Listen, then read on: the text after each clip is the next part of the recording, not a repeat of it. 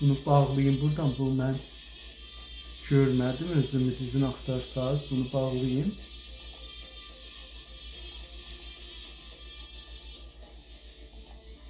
Tamam. Salam əziz və hörmətli dostlar. Xoş gördük.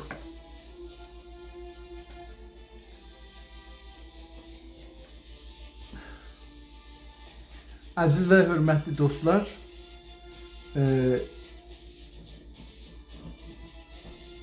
bir iki dəqiqədə vaxtımızdan, gündəki vaxtımızdan geçir. Bu günləri qərarlıydı.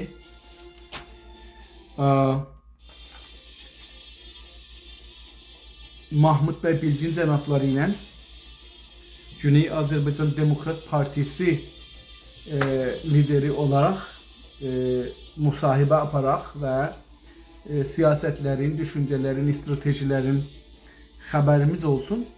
Amma heyf olsun ki,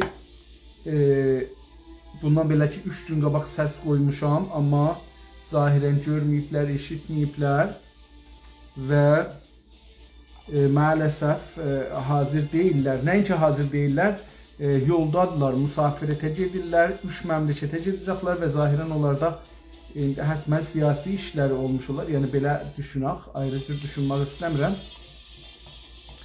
Və Doşənbə gələcəklər, Doşənbədən o üzə eləyə biləcəklər. Bizim proqramda huzurları olsun. Mütəəssifanə belə bir problemlə üzləşdik. Ki onlar yoldadırlar əlan. Hər halda program olmayacaqdı və mən fikir edirəm ki, mənfi vermək zorunda qalacağıq. Yəni necə bir hizbidə bir disiplin olmalıdır, olmasa o parti işləməz və qabağa getməz. Bir disiplin əsasında partilər qururlar da. Biz də bir disiplin əsasında bu otağı qurmuşuq. Bunu da qəbul ediblər. Xəbər də vermişik. Bizə xəbər versəydilər, təbii ki, bu yaxşı olardı. Mənim nəzərimdən bu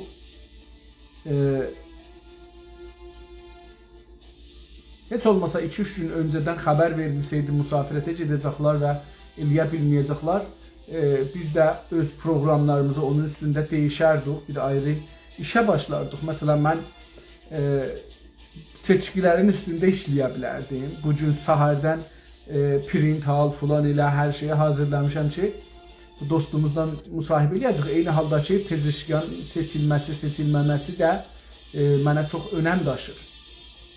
Hər halda zahirən bu gün olmayacaqdı. Görək ki, Doşənbəyə da dedilər, gələ bilməyəcəklər. Çünki 3 gün Mahmud Bilgin bəylərə əlbəttə mənim yazımı görməyiblər zahirən. O tik ki gərək bura, o da yoxdur. Salamünaleyküm, əziz və hörmətli Sayın Mahmud bəy Bilgin cənabları, necəsiz, yaxşısınız? Yusuf Əli Hidayətən və bildiyiniz kimi sizin vaxtınız cuma günündən, bu cuma günü işinizdədir, sabah yoxdur gün. Siz yoxdan duranda olacaq cuma. Zahirən o tik ki bura normalda görübdür. Onları heç əslən baxmayıbdır görə, calibdir. Yəni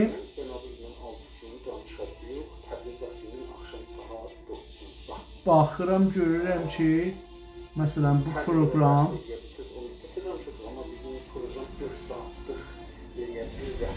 deyək ki, hətta bunu dünən gecə göndərmişəm bu səsi ki, indi sizə açmışam. Ya İsrağa gecə. İsrağa gecə bunu göndərmişəm mütəəssifanə. Yəni çərşənbə axşamı. Amma hər halda görməyiblər. Yəni indi bunun üstündə bəhs eləmək heç də salam aleyküm, aleyküm salam. Ələsgər bəy, mən çalışırdım ki, bu günləri bu bir ayrı sistemlə gələn Instagrama, o birisi yerlərdə xəbərləri görsədəm dostlara və üstündə danışam. Amma olmadı. Hər halda dostlar, seçkilərdən nə xəbər? Seçkilərdən dostların xəbəri olsa gəlsələr, üstə xəbər versələr çox yaxşı olar. Hər kəs hansı dostlarımızdan seçkilərə görə bir yaxşı xəbərləri var, gəlsin. Mən elə əlan çalışırdım bunu bəlkə açam görünə, amma görmədim mən özüm, onun üçün də bağladım. Məsələn, ərəblər bir mətn yazıblar, elə Instagramda görürəm, limaza pezeşkiyan من خرج هذه الأيام في الشوارع الأهواز قد لاحظ في جميع الأنحاء المدينة صور جليلي في طرقات والأبنية ومما لا شك فيه أن لا يحدث شيء في الأهواز إلا بمباركة المخابرات الإيرانية و Salih el-Farsi hər halda zahirən burada yazıda şikayət ediblər ki, Əhvazın xiyabanlarında hər yerə gedirsiniz, Cəlilinin əkslərin divarlarda şəhrin hər yerinə vurublar və bu İranın istixbarat, yəni İttilaat İdarəsinin nəxşəsidir. Salih el-Fars Farsların mənfəəti üçündür. ترى فيه مصلحتها هو الجليلي الفارسي المطرف وإذا تلاحظون جميع الفرس بكل أطيافهم من الملكين والإسلاميين قد استمعوا على جليلي ولا يمكن لنا أن نكون معهم في صف واحد إلا مصلحتهم هو دمارنا ودمار الشعوب الغير الفارسية بدون أي şək. Hər halda burada dostlar intixabata görə biraz danışacağıq bu günləri. Dostlar, hər kəs xahiş edirəm yayın. Mən də burada bir yazı yazdım ki,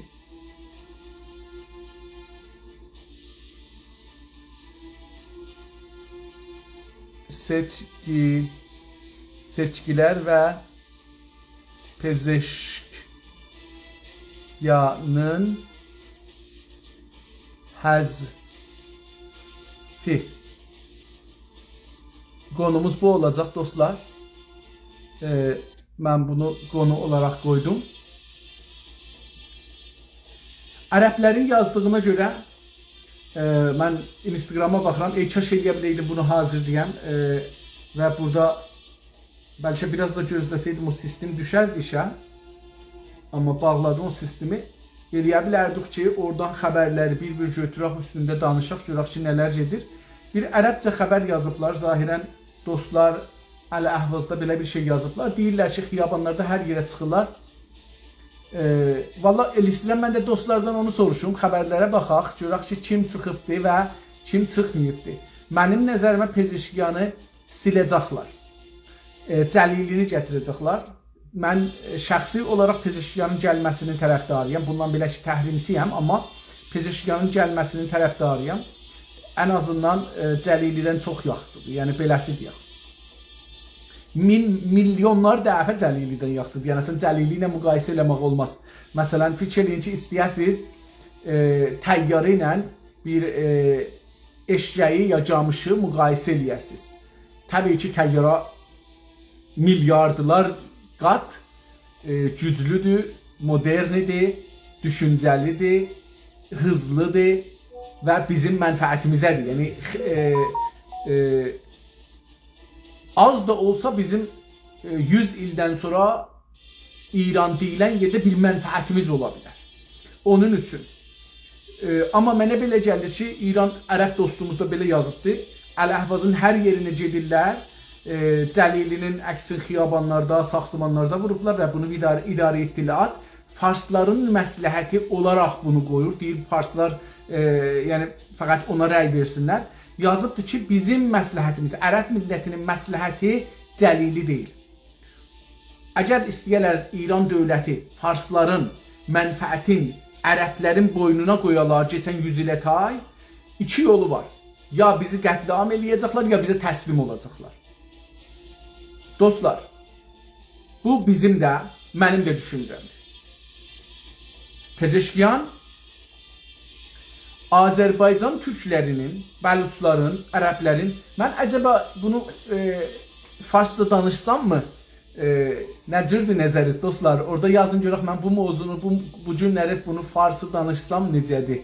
Bəluçlar, ərəblər dostlarımız da gəlsələr bilsinlər. Həm də çoxlu dostlarımızı çağıracaq. Dostlar bir orada yazın. Nəzərimə gəlir ki, bunu mən farsça danışsam dahi o birisi millətləri də cərəyanda qoyaram. Mən başlayıram dostlarımızı çağıram. Bu günləri bəhsimiz siyasi və Pezeşkiyanın silinməsi ilə üzbəyiz olacaqdır. Pezeşkiyan silinəcək ya yox. Pezeşkiyanı silsələr siləcəklər və silsələr bizim İranın başında Türklər, Ərəblər, Bəluçlar, Şürdlər, Lorlar, Ciləklər, Mazənilər, Talişlər, Bəhailər, Sünnilər, Şiələr neynəməlidirlər?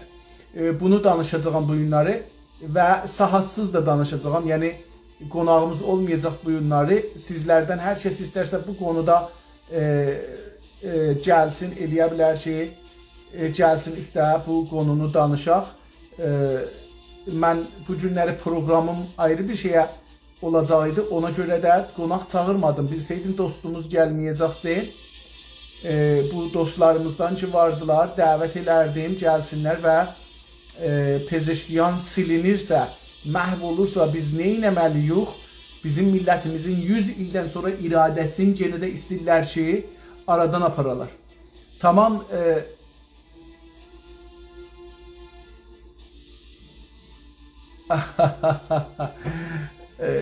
Dostlar, bu məsələni mən fikirləyirəm ki, farsça danışmalıyıq və ciddi məsələdir. Okey. Bismillahirrahmanirrahim. من انصاف علی هدایت انتخابات در ایران رو تحریم کردم. اما پزشکیان یک فرصت تاریخی برای ملل ممنوعه هستش. منظورم از ملل ممنوعه کدام ملت ها هستند؟ ملل ممنوعه در ایران ملت هایی هستند که نه قانونا، نه عرفا، نه اجتماعا، نه در آموزش، نه در سیاست، نه در اقتصاد، نه در هیچ جایی ندارند و حق هم ندارند که درباره هویت ملی خود، ملت خود، خواستهای ملی خود، اراده ملی خود، حقوق ملی خود سخن بگن. دولت مرکزی ایران دائما تلاش میکنه اینها رو مصادره بکنه به نفع خودش. دولت در ایران، حاکمیت در ایران بر اساس پانفارسیسم بنا شده و ملل ترک آذربایجان، ترک قشقایی، ترکمنها، ترکهای خلج، ترکهای سراسر ایران، عربها، بلوچها، لرها، بختیاریها، گیلکها، مازنیها، کردها، تالشها و بقیه ملل ممنوعه هستند. هر کس در 100 سال گذشته درباره اینکه ملت من چیست و کیست و چه میخواهد حرف زده متهم شده از طرف همین کسایی که ملل رو ممنوع کردند. اسم این ملل ممنوع هست. شما حق ندارید بگید من عربم، من ترکم، من بلوچم، من لرم، من گیلکم، من بختیاریم. شما رو اونها به روی شما اسمی رو میذارن و بر اساس اون اسم قبول کردید اون اسم رو یا نه، بر اساس این تسلیمیت شما به خواست و اراده فارس ها و پانفارس هاست که شما رو قضاوت میکنن. اگر قبول بکنید میشید ایرانی، آذری، عرب زبان، ترک زبان یا آذری زبان میشید. ولی اگر قبول نکنید شما یه خائن محسوب میشید. شما ممنوعه هستید. شما حق ندارید سیب بهشتی ترکی رو بخورید. اگر سیب ترکی بهشتی رو بخورید شما رو از بهشت بیرون میکنن، یعنی از وطنتان. شما رو اگر عرب ها سیب عرب بهشتی رو نخورن و تسلیم فارس ها نشن و خودشون رو عرب زبان نفهمن و علیه عرب ها فش ندن، عرب ها رو خود عرب ها تحقیر نکنن، ایرانی محسوب نمیشن، از بهشت وطن العرب، علب اهوازی عربستان اخراج میشن.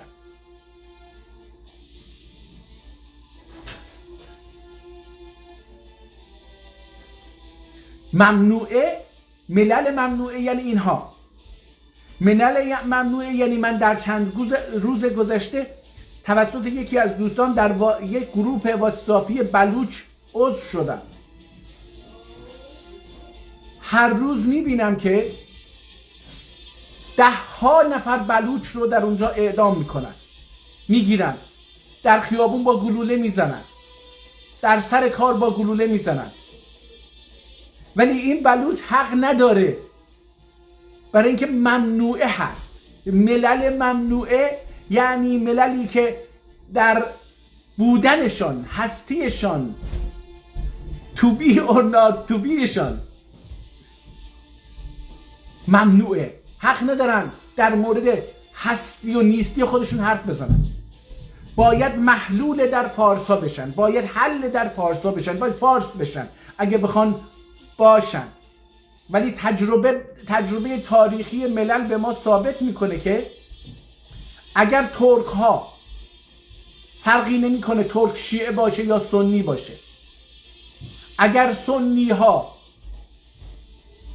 در فارس ها و در ایرانیت فارس ها ذوب بشن و از بین برن، به ایرانی تبدیل نخواهند شد. مثل کسایی که در آمریکای لاتین، در آفریقا یا فرانسوی زبان شدن و یا اسپانیایی زبان شدن یا ایتالیایی یا انگلیسی زبان شدن، اما انگلیسی نشدن، اما آلمانی نشدن، اما فرانسوی نشدن، اما اسپانیایی نشدن، اما ایتالیایی نشدن.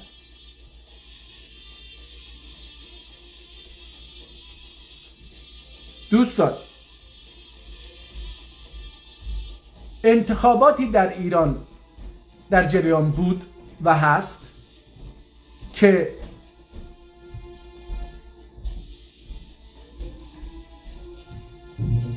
برای اولین بار یک شخصی که ادعا میکنه برعکس اون اراده فارس ها، اراده سیاسی فارس ها، ادعا میکنه که من ترکم،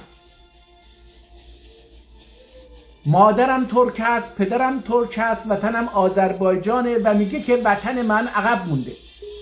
برای اولین بار در تاریخ یکی پیدا شده، در تاریخ سیاسی ایران فارسی شده و فارسیزه، ادعا میکنه که هیچ سنی در ایران 100 سال گذشته جایگاه مهمی در سیاست و اقتصاد نداشته. هیچ ترکی. من دیشب به یک مثال از پزشکیان داشتم گوش میکردم، میگفت که وقتی من وزیر شدم 40 میلیون تومان بودجه میخواستم از تهران و تهران اون 40 به عنوان وزیر یا به عنوان رئیس دانشگاه، نمیدونم، به عنوان رئیس دانشگاه، به عنوان رئیس دانشگاه علوم پزشکی،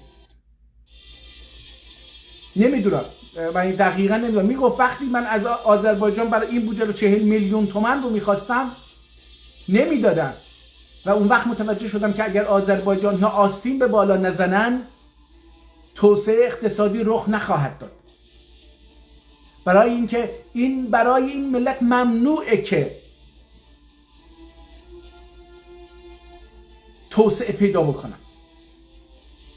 چرا؟ برای اینکه روی هویت ملی خودشون، روی وطن ملی خودشون، روی آزادی ملی خودشون دارن تاکید میکنن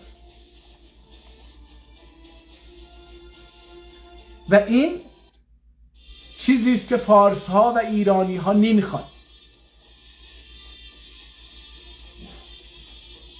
حالا ببینیم که ما تحریم کردیم انتخابات رو، این یک واقعیتیه. ما انتخابات رو به ضرر تمامی ملل در ایران حتی خود فارسا میدونیم، برای اینکه به رژیم مشروعیت میده. اما وقتی ملت ما، بخشی از ملت ما، حتی اگر 1% برن رأی بدن، ما در کنار حقوق ملتمون هستیم، در کنار اراده ملی خودمون هستیم. ما از اراده ملی خودمون دفاع میکنیم، نه از رأی دادن یا رأی ندادن، نه از حاکمیت فارس. در نتیجه دوستان بیاید ببینیم که چه اتفاقی افتاده، خبرها چی هست. من فکر میکنم که پزشکیان رو میخوان حذفش بکنن. حذف پزشکیان به معنی این هستش که فارس هایی که در لس آنجلس و آمریکا و اروپا در رادیوهای خارجی از کشورهای دیگه حقوق میگیرن و در اون رادیوها و تلویزیون ها، اتاق فکر و سازمان ها و نهادهای بین المللی وابسته به آمریکا و اروپا دارن برنامه ریزی میکنن و به خاطر اینکه پزشکیان گفته من ترک هستم و آذربایجان ترک هست، پسر من، دختر من، خانواده من ترکی صحبت میکنه، تمامی اون درون فاشیستی خودشون رو بیرون ریختن و علیه ملت ترک دارن فعالیت میکنن.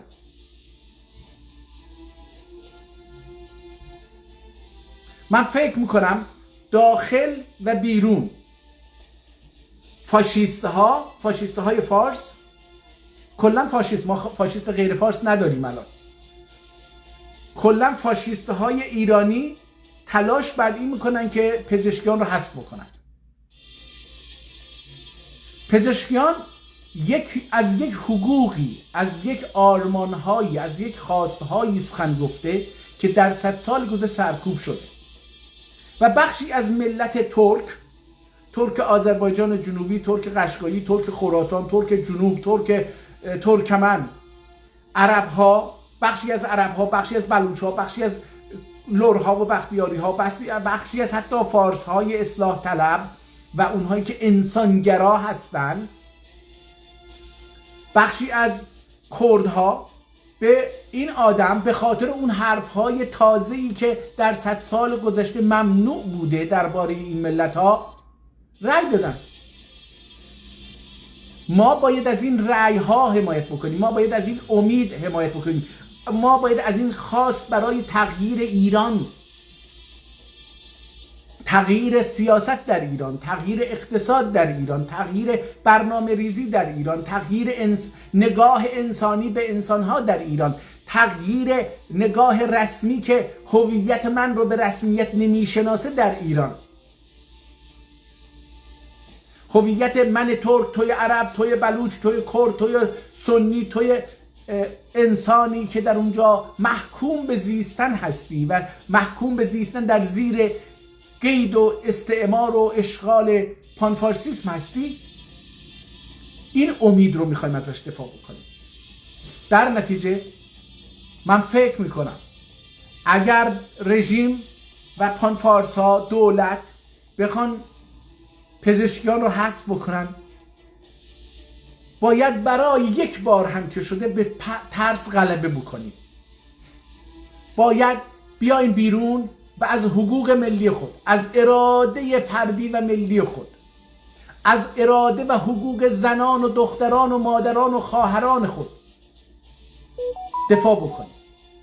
بیایم بگیم من گرچه بلوچ نیستم اما بلوچ حق داره و ازش حمایت بکنیم، گرچه من کرد نیستم اما کرد حق داره و ازش حمایت بکنیم، گرچه من ترکم اما از حقوق لر و بختیاری حمایت بکنیم، گرچه من ترکم اما از حقوق اون فارس هایی که خواستار تغییر، خواستار دموکراسی، خواستار آزادی، خواستار حق تعیین سرنوشت، خواستار انسانیت، خواستار حقوق بشر هستند، ما باید از اونها حمایت بکنیم. ما باید از حقوق و خواست و اراده ترک ها در سراسر ایران حمایت بکنیم. ما باید نه برای پزشکیان، البته که پزشکیان مهمه، پزشکیان الان به سمبل تغییر تبدیل شده، سمبل حقوق تبدیل شده، چه بخواهد چه نخواهد کسانی که به او رأی دادند او را به عنوان سمبل تغییر می‌بینند و در اون ایران که من به رسمیت نمیشناسم اون ایران رو، 12 میلیون 13 میلیون در دوره اول به پزشکیان رأی داده بودند. قطعا این 12 میلیون خیلی بیشتر خواهد شد در دور دوم، ولی اما اراده پانفارسیسم حاکم بر ایران که از حقوق ملل ترک و عرب و بلوچ و ترکمن قشقایی و از اراده این ملل ممنوعه میترسند، آرای پزشکیان را به نفع جلیلی مصادره خواهند کرد. برای چی؟ برای اینکه وزیر کشوری که در اونجا هست، سپاه پاسدارانی که صندوق‌ها رو تحت حمایت داره، اون وزارت کشور، اون اداره اطلاعات و این نهادهایی که به پانفارسیسم وابسته هستن، اونها مثلا وزیر کشور قرار وزیر کشور جلیلی بشه. خب برای اینکه وزیر باقی بمونه این تغییر رو خواهد داد، حداقل به خاطر منافع شخصی. چرا میگید نمیتونن؟ برای اینکه به راحتی اینا اختلاس میکنن، دزدی میکنن. اینکه تغییر دادن رأی که چیزی نداره که.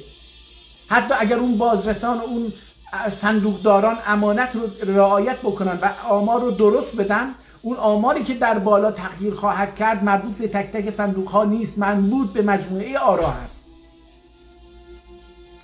در نتیجه من فکر میکنم هر کسی که به آینده خودش و خانوادش و جامعه و ملتش میاندیشد مسئولیت دارد که بر علیه تغییر آرای پزشکیان به نفع جلیلی به خیابان ها بیاد. دفاع مسلحانه هم حق شماست. حتی سلاح به دست بگیرید و با اینها بجنگید هم حق شماست. قوانین بین الملل این حقوق رو به شما میده که بر علیه یه چنین سیستمی که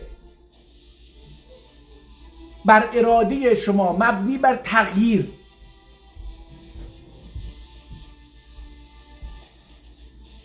جلوگیری میکنه سلاح به دست بگیرید و بجنگید.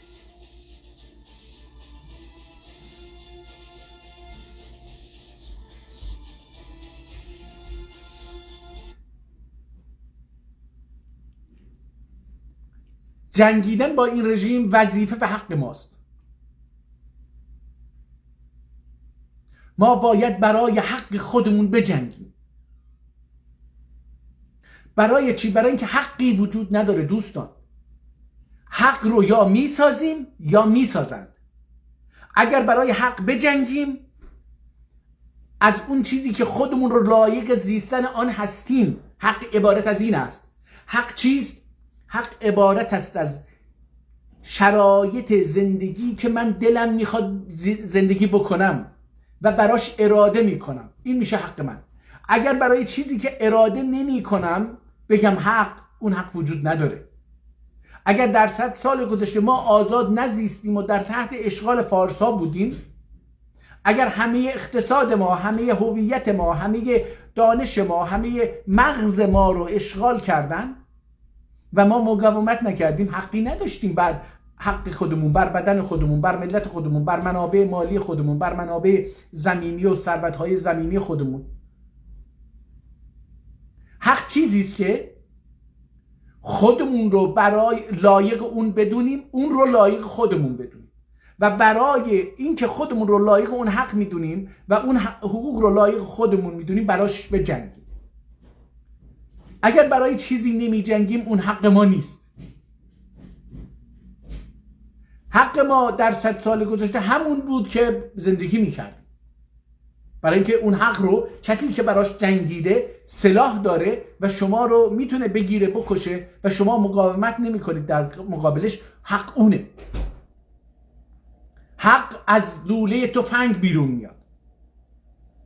حق از سخن گفتن، از حق از دموکراسی، حق از آزادی گفتن، حق از آزادی رسانه گفتن، به حق از داشتن حزب تسلیم به مرکز به وجود نمیاد. حق از مقاومت، حق از جنگیدن، حق از لیاقت داشتن برای زندگی که تصور میکنم به وجود میاد.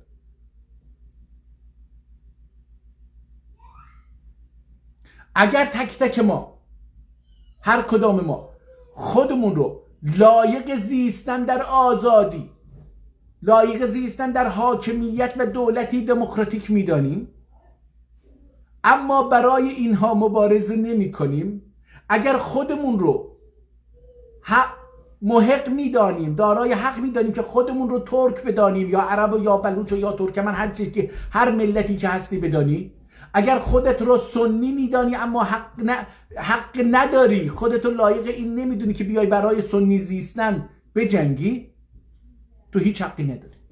اگر برای اینکه مثل یک بلوچ زندگی بکنی، مثل یک کرد زندگی بکنی، مثل یک ترک زندگی بکنی، مثل یک قشقایی، مثل یک لر، مثل یک بختیاری، مثل یک ترکمن زندگی بکنی، نمی جنگی، حق ترکمن زیستن، قشقایی زیستن، لر و بختیاری زیستن، کرد و بلوچ و عرب زیستن و ترک زیستن را نداری. حق را به لاف و گزاف و سخن نمیدهند، به سخنان خوب و نمیدونم به قوانین بین المللی و حقوق بشر نمیدهند. حق را از لوله تفنگ باید بیرون کشید.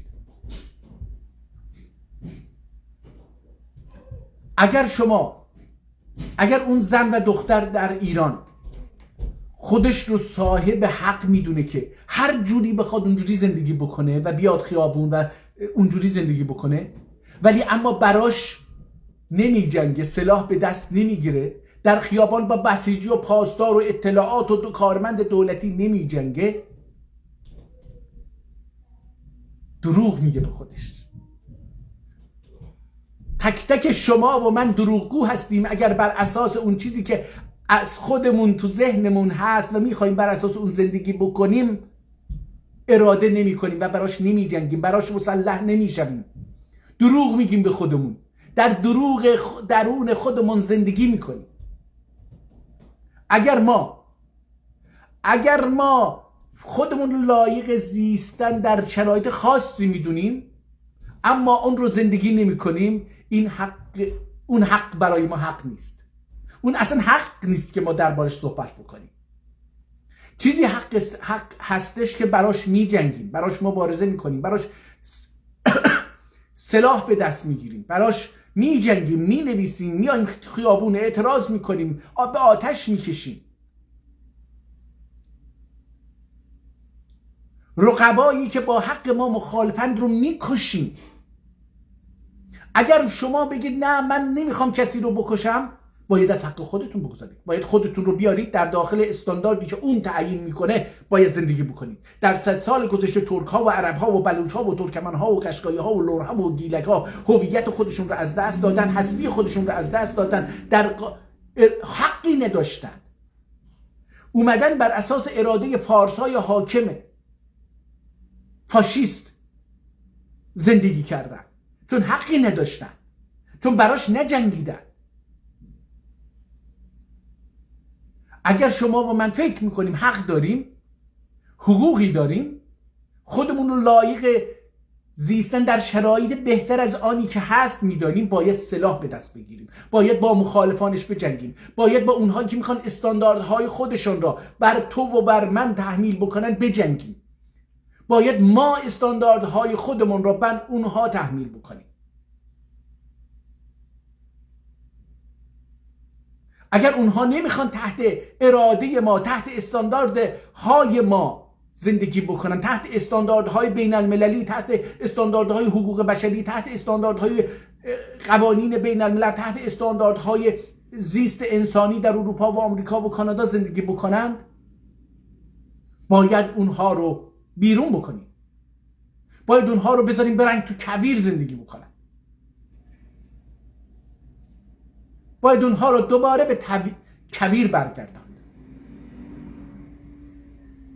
اونها میتونن زندگی بکنن، اونها حق دارن اونجوری که دلشون میخواد زندگی بکنن، اما برن برای خودشون، نه برای من، نه برای تو که میخواهی بر اساس لیاقتی که داری برای خودت تعریف میکنی زندگی بکنی.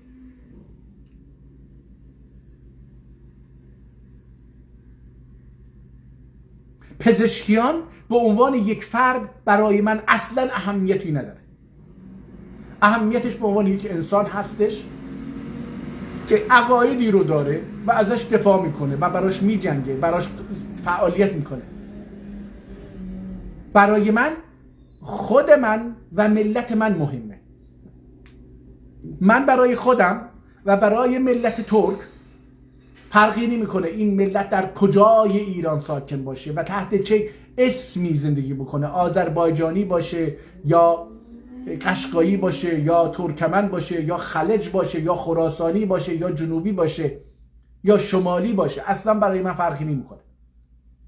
من برای خودم و برای اونها یه حقوقی تعریف میکنم. میگم که من ترک، مای ترک لایق یک حقوقی هستیم که باید بر اساس اون حقوق و اون خواسته های خودمون زندگی بکنیم. بخشی از ملت من برای اندکی تغییر در ایران، اندکی تغییر از ایران رفتن رأی دادن. خیلی ها، صدها نفر در زندان هستن به خاطر اینکه گفتن دریاچه ارومیه باید زنده بشه، باید پر آب بشه، باید برگرده. صدها نفر در زندان هستن به خاطر اینکه گفتن تیم تراکتورسازی تبریز، تیم فوتبال تراکتورسازی باید بتونه بدون زد و بندهای پشت پرده برنده بشه، اجازه داشته باشه بر اساس لیاقت خودش برنده بشه. در زندان هستن. بسیاری از هموطنان من، همکیشان من، همزبانان من، هم خونهای من در ایران امروزی در زندان هستن فقط به خاطر اینکه میگن ما باید به زبان مادری خودمون درس بخونیم، ما نمیخواهیم به زبان فارسی درس بخونیم، باید در مملکت ما، در سرزمین ما، در وطن ما به زبان خود ما آموزش داده بشه، باید زبان خود ما رسمی باشه. تو فارسی برو، زبان فارسی مبارکت باد. زبان خود من ترکی است و من میخواهم بر اساس اراده خودم بر اساس این زبان زندگی بکنم، آموزش ببینم و کار بکنم و درآمد داشته باشم و رفاه داشته باشم، حداقل بتوانم مثل جمهوری آذربایجان و جمهوری ترکیه و جمهوری های دیگر یک سطحی از رفاه رو حداقل داشته باشم. من نمیخواهم گوشتی که در کانادا کیلویی 20,000 حد اکثر 20 دلار گوشت گوسفند، این رو در ایران 24 دلار 25 دلار بخرم. من پس یکی دو روز پیش محاسبه کردم گوشتی رو که در تبریز یکی از نزدیکان من خریده بود با قیمت همون گوشت با کیفیت بهتر در کانادا. ما اینجا 13 دلار میدادیم، 13 دلار و 50 سنت. در ایران 24 دلار حساب کردم.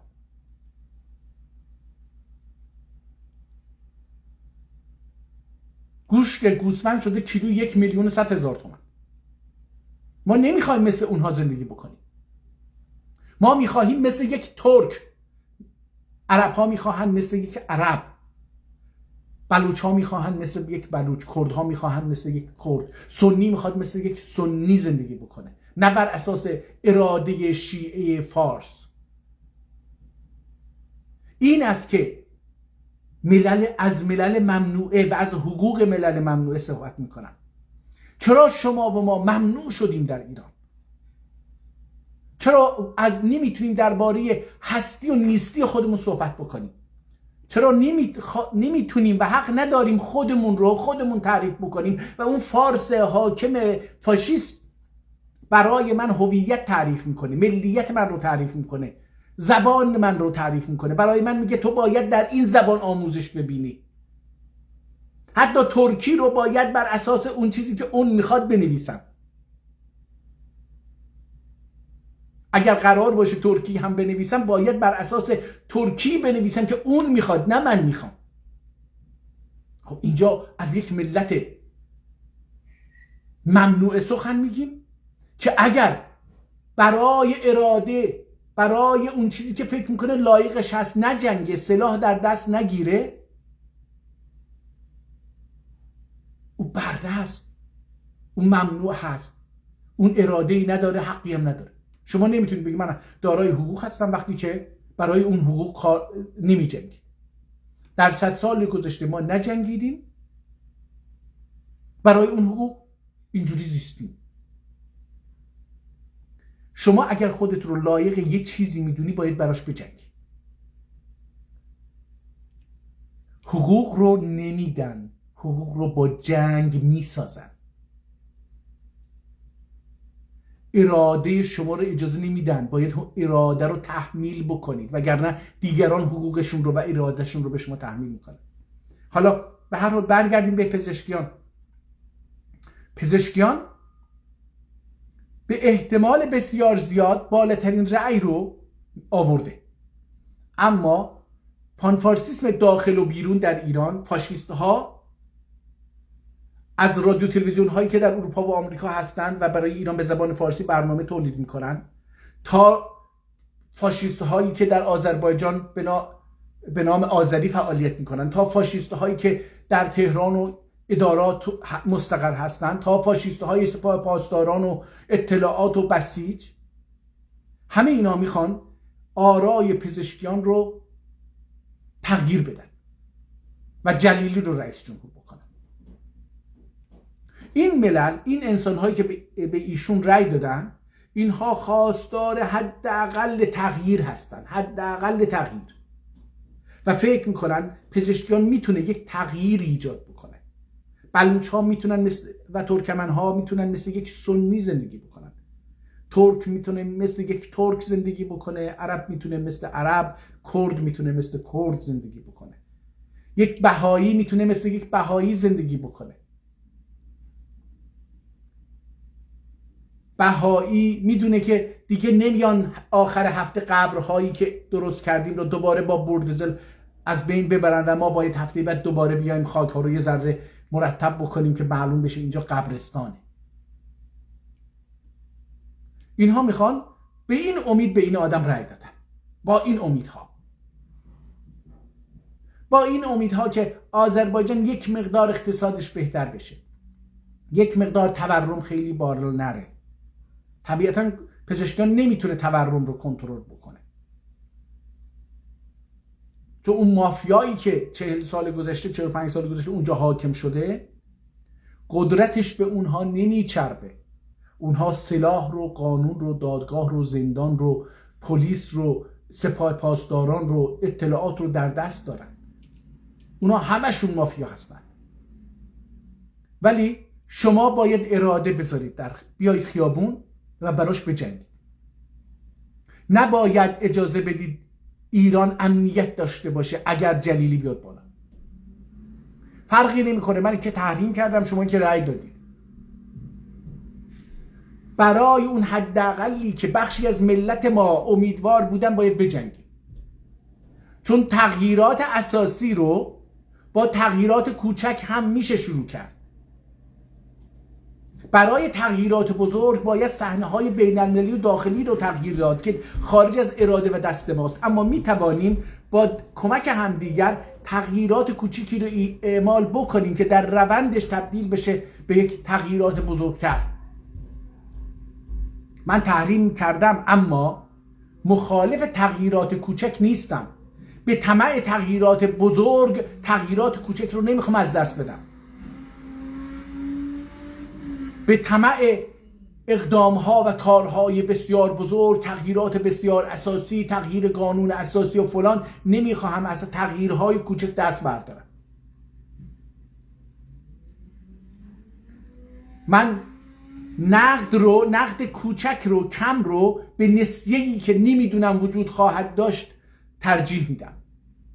نسیه بزرگی که نمیدونم وجود خواهد داشت ترجیح میدم. من دوست دارم دوست دارم این امیدی که در ملت ما به وجود اومده با شکست مواجه بشه تا بتونه امیدشو از ایران ببره. بذاریم برای پزشکیان بجنگیم، اون بیاد تا بتونه یا نتونه به اون وعده هایی که داده عمل بکنه تا ملت ما از ایران بریده بشن، تا اون 7-8% که رأی دادن اونها بگن که نه آقا، در ایرانی که فارس ها مسئول همه چیز هستند و همه چیز بر اساس اراده اونها شکل میگیره و ما نقشی نداریم جز نقش برده و کارگر و مالیات ده و بریم برای اونها بجنگیم و برای اونها کشته بشویم، اینها هم قطع امید بکنن از ایران. این آخرین سنگر اون 8% که فکر میکردن پزشکیان میتونه تغییر بکنه، تغییر رو ایجاد بکنه. بیایید برای این تغییر بجنگیم و پزشکیان رو بیاریم سر کار. و اگر پزشکیان نتونست تغییر بده که نمیتونه، اون وقت اون اتفاق بزرگ رخ میده. این اتفاق کوچک منجر میشه که اون تعلق خاطر به ایران، اون تعلق خاطر به اصلاح طلبی که ایران نه با اصلاح طلبان، نه ها، اون که ایران ممکنه با اصلاحاتی تغییر بکنه، اون امید از بین بره. و اگر جلیلیان هم بیاد باید بجنگیم، چون جلیلیان اصلا امید رو دیگه نمیخواد.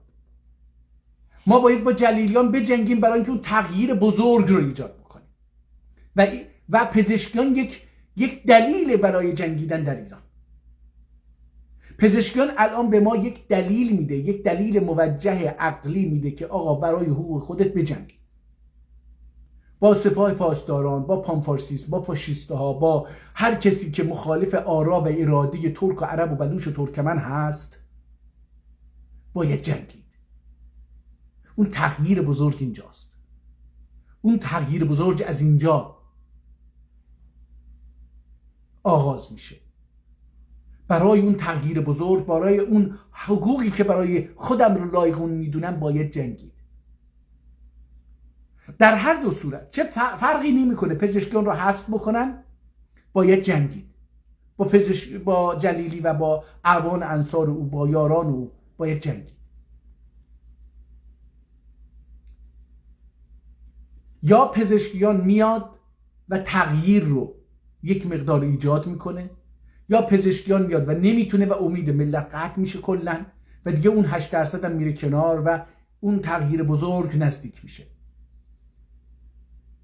یا جلیلی میاد و ما باید باش بجنگیم، برای اینکه جلیلی برخلاف اراده ملی ماست، برخلاف آرزوها و خواستهای ماست، برخلاف آن چیزی است که ما میخواهیم بر اساس اون زندگی بکنیم. باید بجنگیم. اون تغییر رو باید اینجا پزشکیان به ما میده. این حق طبیعی و قانونی و اخلاقی و انسانی طرفداران پزشکیان هست که بیان خیابون و برای اینکه رئیس جمهور بشه بجنگن، سلاح به دست بگیرن و بجنگن.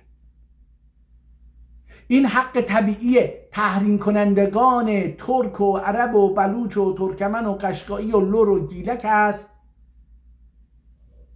که بیان در حمایت از اون چند درصد از مردم خودشون که رأی دادن بجنگن.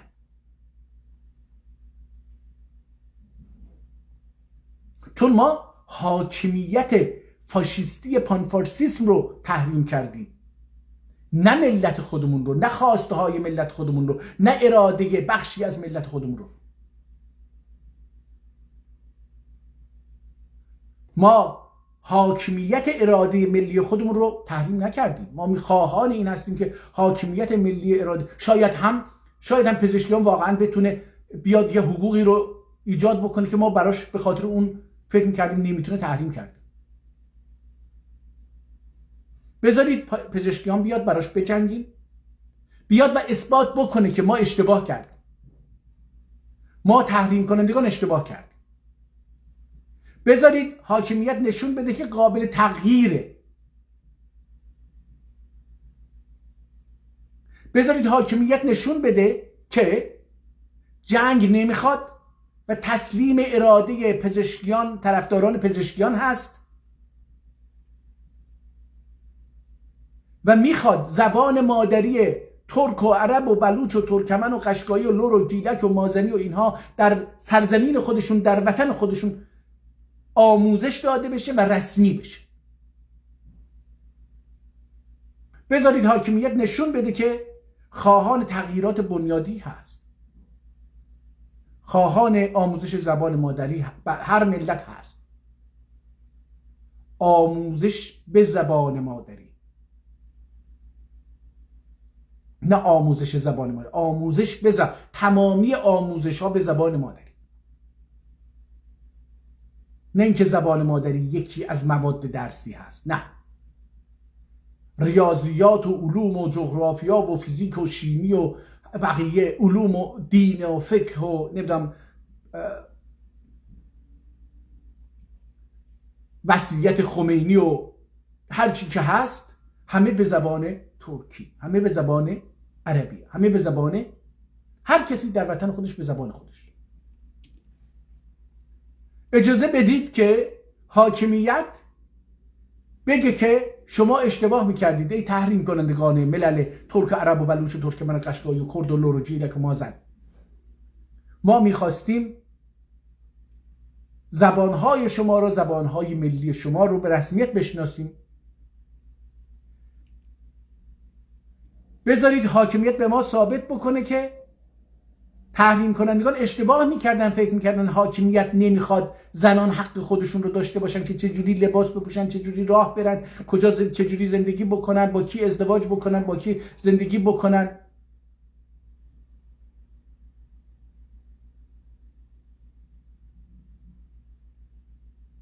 اگر حاکمیت اینها رو نکنه، طبیعتاً به شما حق میده که سلاح بردارید.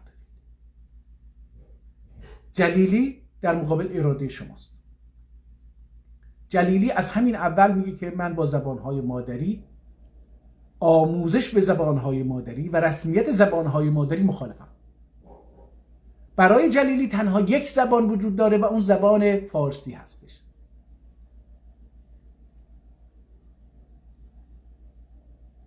برای پزشکیان چه بخواد چه نخواد زبانهای مادری مختلف وجود داره که نوشتار و شکل ادبی این زبانها بسیار متفاوت از اون چیزی که دولت میخواد به ماها تحمیل بکنه. تا دیروز به عرب ها میگفت عرب زبان، تحمیل میکرد که شما عرب نیستید. الان میگه عربی رو باید به شکلی بنویسید که مثلا یه تعدادی در تهران نشستن و میگن باید عربی رو به این شکل نوشت. ترکی رو باید به شکلی نوشت که تهران میخواهد. مخلوطی از قواعد و کلمات فارسی با افعال، احتمالاً با افعال ترکی. ما میدانیم که جلیلی با حقوق و آزادی های زنان، دختران مخالفه، که باید اونها بر اساس اراده خودشون، باید زنها و دختران بر اساس اراده خودشون لباس نپوشن، راه نرن، تفریح نکنن. باید بر اساس اراده انواع امثال جلیلی لباس بپوشن و راه برن و زندگی بکنن و تو آشپزخونه یا در جاهایی که اونها اراده میکنن باید زندانی باشن. اگر خودتون رو لایق یک حقوق میدونید، باید براش بجنگید. جنگ تنها راه چاره به دست آوردن حقوقی است که خودتون رو لایق اونها میدونید. راه دیگری وجود نداره.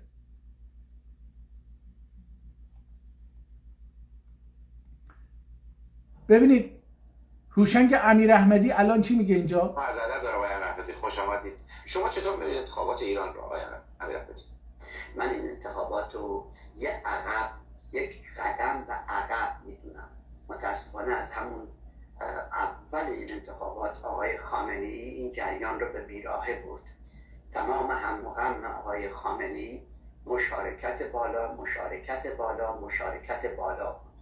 به جای اینکه از مشارکت صحبت بکنه، آقای خامنه‌ای باید هدف این انتخابات رو بهتر کردن معیشت مردم، امنیت مردم، عزت بین‌المللی مردم و نظیر این چیزا بود. متاسفانه این نشد و در اون چهارچوب مشارکت حد اکثری اون وقت آقای خامنه‌ای یه مهندسی کرد که از دید من مهندسی درست و خوبی هم نبود و هم به کشور، هم به خودش و هم به روحانیت، هم به نظامیان و هم به جامعه روشنفکری و مردم و همه صدمه زد. آقای خامنه‌ای شدیداً صدمه دید. آقای خامنه‌ای در چارچوب همین برنامه مشارکت با اون مهندسی که آقای قالیباف و جلیلی و اینا رو بیاره در مقابل پزشکیان بذاره، یه صدمه دیگه هم به ایران زد و اون صدمه افزایش تنش‌های قومیه. درسته که در بلوچستان ممکنه مشکل قومی نداشته باشیم در این انتخابات، ولی در کردستان و آذربایجان حتما داریم. آقای پزشکیان میگه من ترکم، به بچه هم گفتم، براشون قدغن کردم در خونه فارسی حرف نزنن. ببینید من حالا کاری با این ندارم، من نمیخوام بگم آقای پزشکیان تمیز. خب دوستان دیدید که این هوشنگ امیراحمدی که خودش رو فاشیست میدونه و میگه تنها راه خروج ایران از فاشیسم ایرانی هست، چرا با پزشکیان مخالفه؟ با پزشکیان مخالف نیست. پزشکیان میتونست خیلی کاندید خوبی باشه برای که خیلی باسواد تو آمریکا درس مونده، تخصص داره فلان اینا، ولی چرا باهاش مخالفه؟ برای اینکه این گفته من ترکم و اجازه ندارم بچه‌هام ترکی صحبت بکنه، برای اینکه ترک‌ها به این طرفدار این شدن، برای اینکه کردها به این رأی دادن. ببین اون فقط تلاش میکنن، این فارسا تلاش میکنن ملل رو به چند دسته تقسیم بکنن، تحریم کنندگان و تحریم نکنندگان. اینها با شما نیستن، شما تحریم کنندگان حق ندارن. از اینجا ملت رو تقسیم میکنن دیگه، شما رو از هم جدا میکنن و ما میخوایم این رو به هم وصل بدیم. ما تحریم کردیم اما دولت رو، ایران رو، فارس ها رو، حاکمیت رو، نه ملت خودمون رو. این یک. دوم که اینها میگن که شما ترک و کرد خیلی ناسیونالیستی الان دارن رفتار میکنن، اما بلوچا نه. برای اینکه نمیخوام، بلوچا الان بیش از 1 سالی که دارن هر روز کشته میدن، هر روز راهپیمایی، اعتراض، جنگ مسلحانه دارن میکنن با فارسا اون در اونجا، با عوامل فارسا. اما میخواد اونو بگه که نه اون با شما نیست، ترکمنها با شما نیست، نمیدونم گیلک با شما نیست، تالش با شما نیست، مازنی ها با شما نیستن، لورها و بختیاری با شما نیستن. نگاه کنید عرب ها با شما نیستن. میخواد که ما رو از هم منها بکنه، جدا بکنه، تجزیه بکنه تا قدرت اونایی که میخوان اعتراض بکنن فقط کردستان و آذربایجان باشه.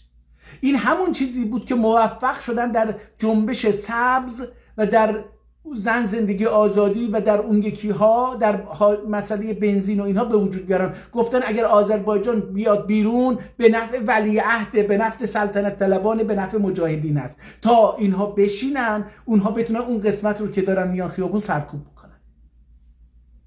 این ترفند رو دوستان یاد بگیریم، بدونیم که ما اراده داریم، ما انسان ها سیب زمینی نیستیم، سیب زمینی پخته له شده بدون اراده نیستیم که ما بیایم خیابون پهلوی بیاد، ما بیایم خیابون اعتراض بکنیم، بجنگیم یا ولیعهد پدرش مرده و این همه دزدی کرده بیاد یا مجاهدین بیاد. یعنی چی؟ این چه نوع تحلیلیه، دلیلیه که دارن، آرگومنتیه که دارن میارن جلو و میخوان ما رو قانع بکنن، ما رو از هم جدا میکنن تا بتونن ما رو اداره بکنن. وقتی ما گفته های اونها رو باور بکنیم میبازیم. در جنبش سبز همه جای ایران اومده بود خیابون انقلاب کرده بود، آذربایجان نشست تا اونها بتونن به این بهانه که اگر ما بیایم از میرحسین موسوی چیز بکنیم بدتر از اون یکی میاد، نمیدونم مجاهدین میاد، پهلوی میاد و اینا، ما بدتر سرکوب میشیم. مثل اینکه ما نمیتونیم اراده خودمون رو تحمیل بکنیم یا دولت خودمون رو اعلام بکنیم. فکر بکنی که انقلاب 57 در ایران، دوستان فکر بکنی که انقلاب 57 در ایران تکرار بشه. آیا آذربایجان نمیتونه در اون فرصتی که دولتی وجود نداره در ایران یا جنگ داخلی هست بیاد دولت ملی خودش اعلام بکنه؟ مثل اون دوره نیست عزیزان من. ما بازی‌های پیچیده اداره اطلاعات و پانفارسا رو میخوریم.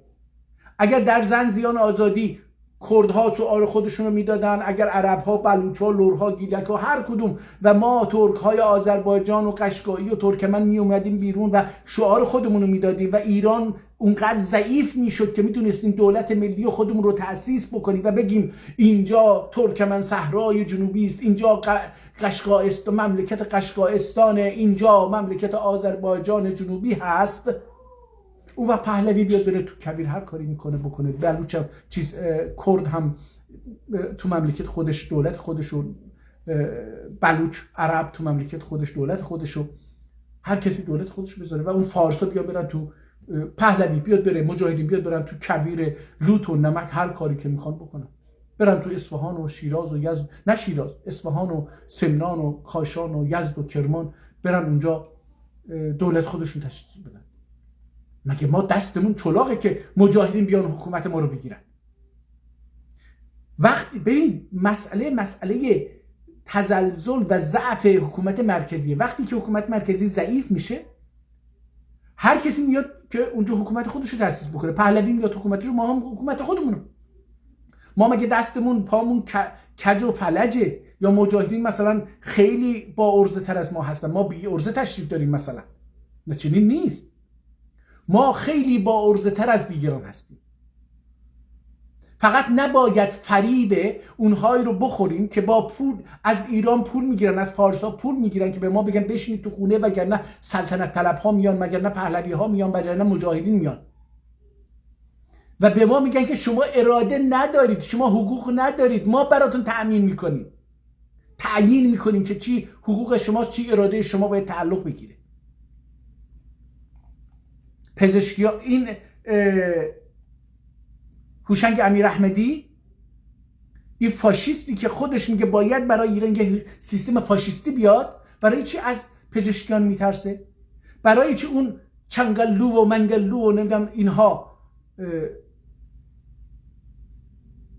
اون رادیو تلویزیون بی بی سی و صدای آمریکا و رادیو فردا و ایران اینترنشنال و من و تو و اینها و چرا اینها بر علیه ترک ها و پزشکیان دارن فعالیت میکنن؟ چرا فکر میکنن که مغول ها داره میاد؟ برای اینکه منافعشون رو میخوان از دست بدن.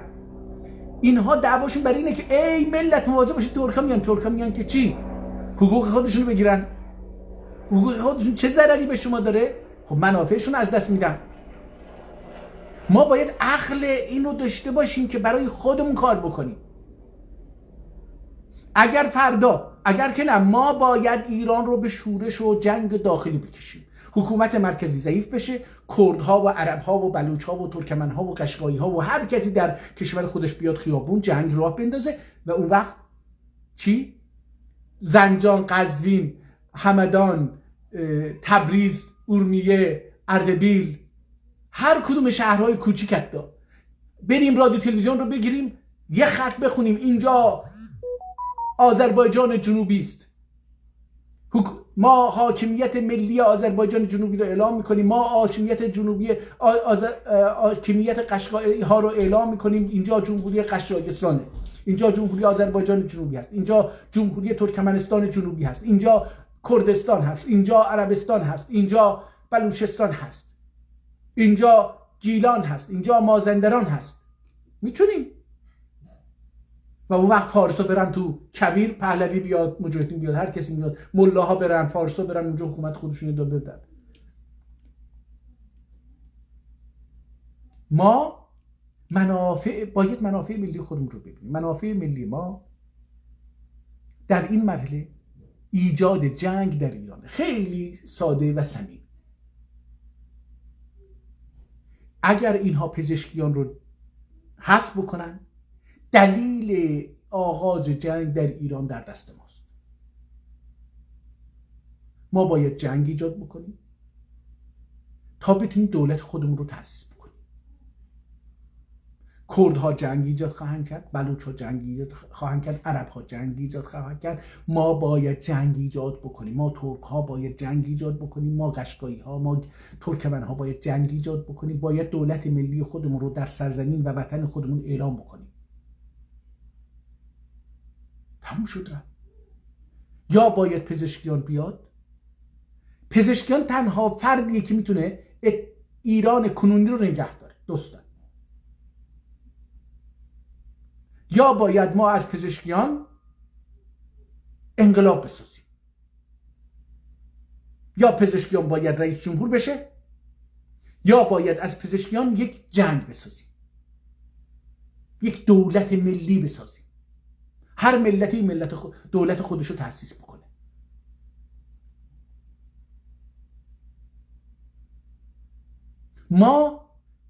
برای ما مهم نیستش که کرد دولت بسازه یا نه، بلوچ بسازه یا نه.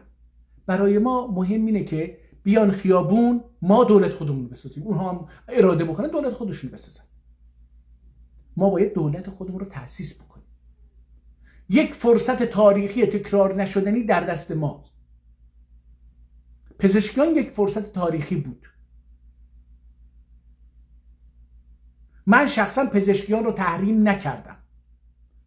من رأی دادن به حاکمیت، مشروعیت، حتی رأی دادن رو هم نمیدم، من مشروعیت دادن به حاکمیت رو تحریم کردم. من ملتم رو، اراده ملتم رو، حاکمیتی که خودم میخوام تأسیس بکنم رو که نمیام بگم که نه آقا ما رأی بشینیم اونجا اونا رأی بدن، نه یا رأی ندن جمهوری اسلامی دوام داشته باشه. نه، ما میخوایم جمهوری اسلامی از بین بره، ما میخوایم ایران از بین بره، دولت خودمون تأسیس بکنیم. به نظر من تمامی تحریم کنندگان و تمامی استقلال طلبان، تمامی فدرالیست ها باید از این فرصتی که در تغییر آراء پزشکان به نفع جلیلی رخ خواهد داد بیان بیرون و بجنگن. باید پادگان ها رو اشغال بکنن، باید سلاح ها رو به دست بگیرن، باید مسلح بشن. تموم شد.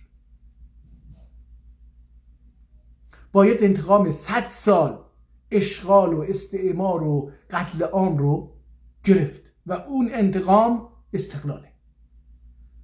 ما اگر آذربایجان رو و قشقایستان رو، عربستان رو، کردستان رو، بلوچستان رو، ترکمن صحرا رو از ایران جدا بکنیم و دیگر مثلا گیلان و مازندران رو از ایران جدا بکنیم و کشورهای مستقل خودمون رو بسازیم، انتقام 100 سال اشغال و قتل عام و تحقیر و بی‌حقوقی و زیستن رو میگیریم. و اون وقت اگر هر کسی مسلحانه بیاد جلوی ما، کشتنش حق ماست. چون ما برای زنده ماندن حق داریم اونهایی که میخوان ما رو بکشن رو بکشیم. ما میخواهیم زنده بمانیم، ما میخواهیم دولت ملی خودمون رو داشته باشیم، اما اگر کسانی برخلاف اراده ملی ما به روی ما اسلحه بکشن و میخواهن ما رو بکشن، این حق طبیعی ماست که در دفاع از خودمون اونها رو بکشیم.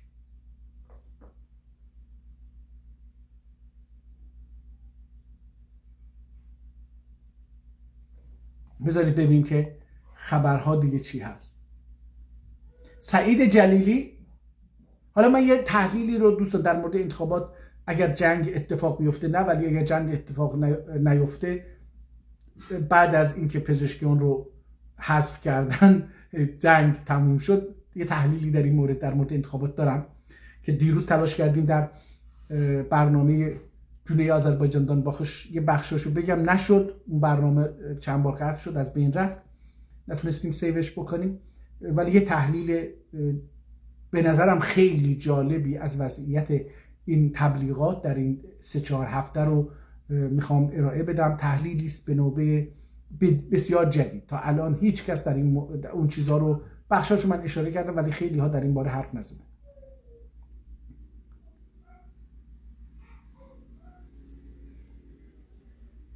ظاهرا یک ترکی دیگر هم از ترکیه در کشتیگیر زیر 20 سال برنده شده و قهرمان شده و باز علامت اون بزرگ رو بالا آورده، در حالی که اروپا داشته مثلا تلاش میکردن تو بعضی از کشورها با این قضیه چیز بکنن. Məsud Pezeşkiyanın İran prezidenti من وایس همه عزیزا رو گوش دادم.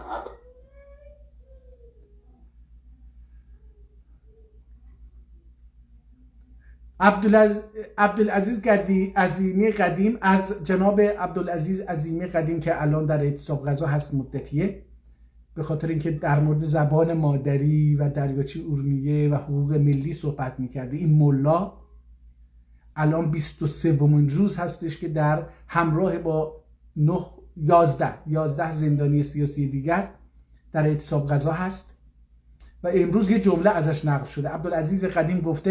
عبدالعزیز عظیمی قدیم گفته bugün biz muhakeme oluruz.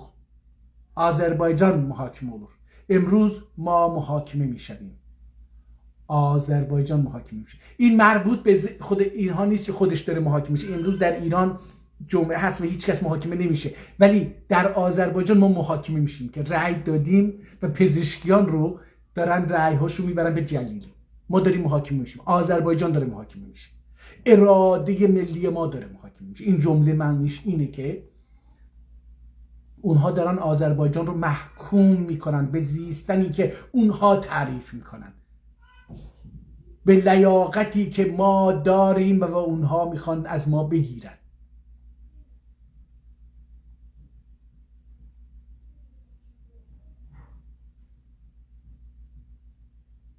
این جمله خیلی تکرار شده امروز.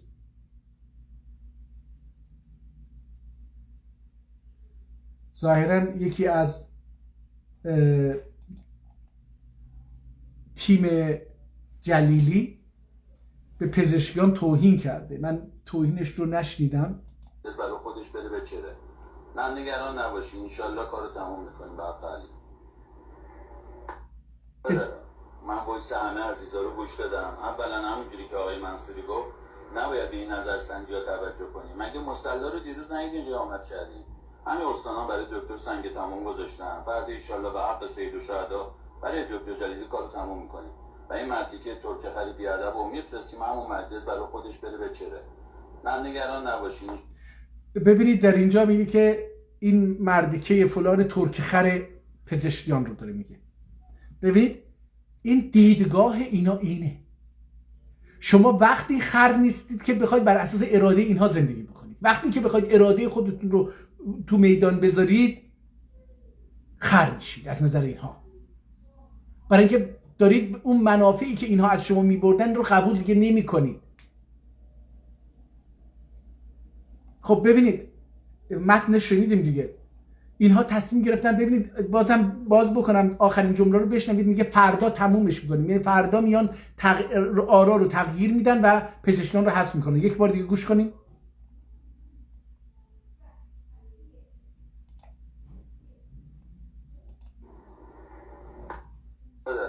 من وایس همه عزیزا رو گوش دادم. اولا همونجوری که آقای منصوری گفت نباید به این نظرسنجی ها توجه کنیم. مگه مصلا رو دیروز ندیدین قیامت کردیم؟ همین استانا برای دکتر سنگ تمام گذاشتن. فردا انشالله به حق سید و شهدا برای دکتر جلیلی کارو تموم میکنیم.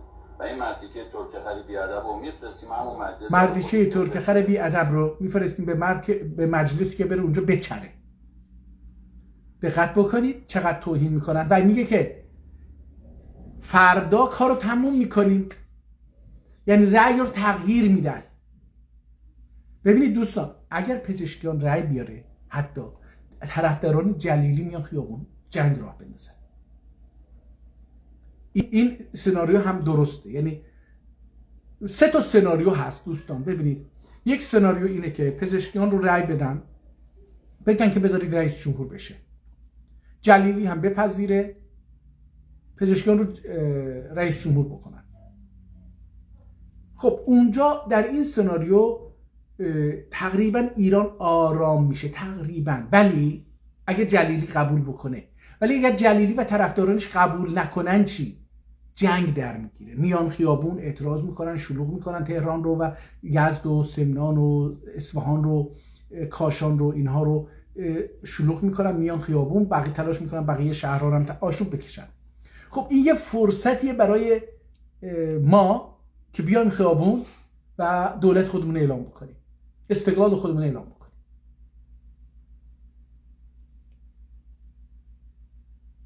یکی یک سناریو این هست که اجازه بدن پزشکیان رئیس جمهور بشه و کسی اعتراض نکنه، جلیلی قبول بکنه، طرفداراشون قبول بکنن، این بره رئیس جمهور بشه، ایران آروم میشه.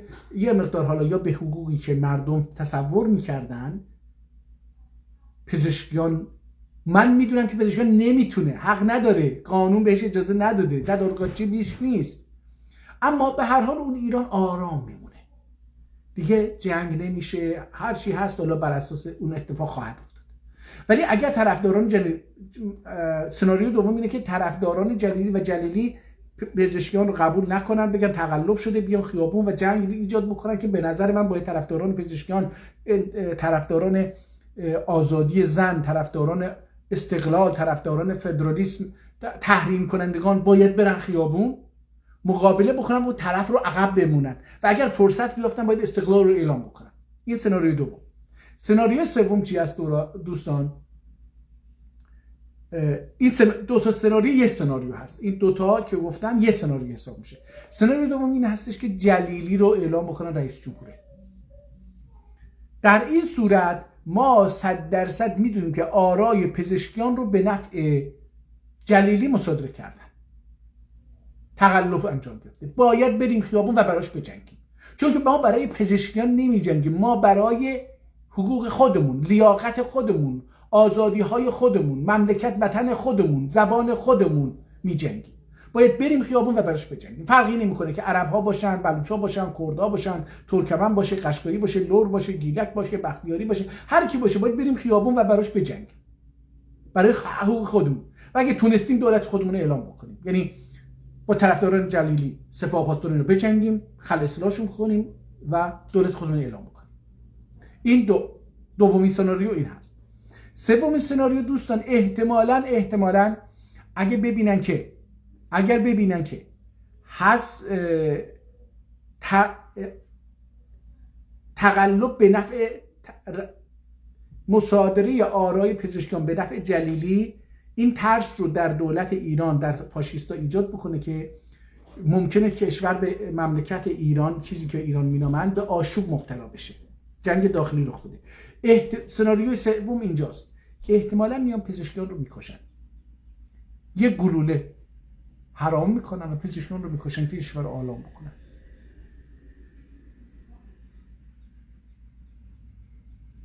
در این صورت باید جنگید. ما حالا یه پرچم ملل، تحریم کنندگان، رای دهندگان، آزادی خواهان، طرفداران حقوق زن، طرفداران انسانیت، حقوق بشر، آزادی ها، دموکراسی، اینها باید بیان خیابون. حالا یه پرچم خونین داریم با خون پزشکیان، باید بیان بیرون و براش بجنگیم، برای اون حقوق، برای اون آزادی ها، برای اون استقلال باید بجنگیم. این هم از ben bugün bu Rızaxanın balalarına rağmen gedirəm rəy verəm. Benim burada bugün rəy verməmin من وایس همه عزیزا رو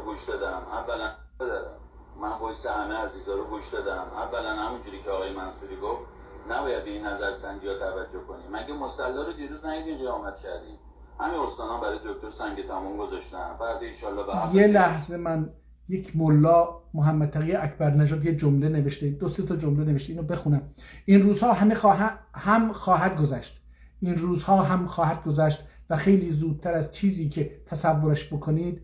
کسانی که به اصلاح طلبان امید بستند و امتیاز رأی خود را سوزاندند پشیمان خواهند شد. آن روز نباید کسی جز خود را سرزنش کنند. رأیی که ندادن آن میتوانست یک رفراندوم قهری بزرگ برگزار بکند و یک نه بزرگ باشد به یک مسیر تباه کننده احتمالاً رفت. این محمد تقی اکبر نژاد همون روحانی تبریزی هستش که دستگیر شده بود و به زندان افتاده بود به خاطر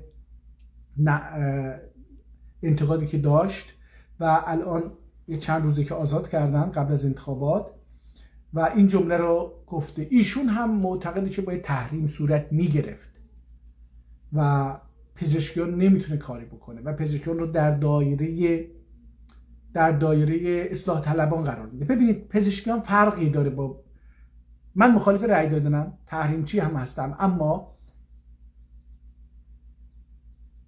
برای دوستی پرسیده ki چرا sen niye Fars'ı danışırsan burada Fars yoktu.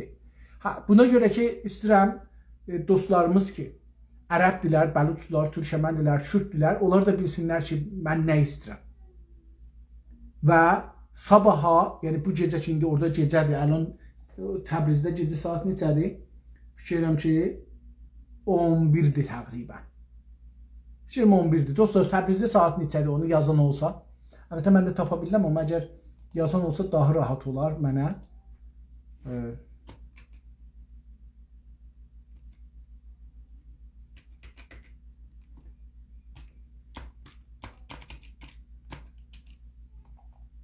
Mən saata baxsam, saatı gətirdim.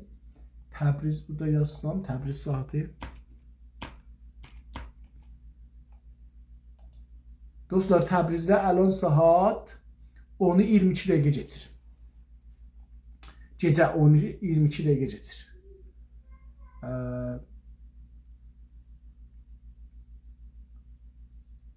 Sabahları, yəni rəy ya birazdan sonra deyiləcəkdir. Mən icazənizlə xəbərguzarilərində saytlarına gedim. Görək ki, xəbərguzarilər nə deyirlər, rəylərdən nə xəbər vardı. Pezeşkiyan islah tələb deyil.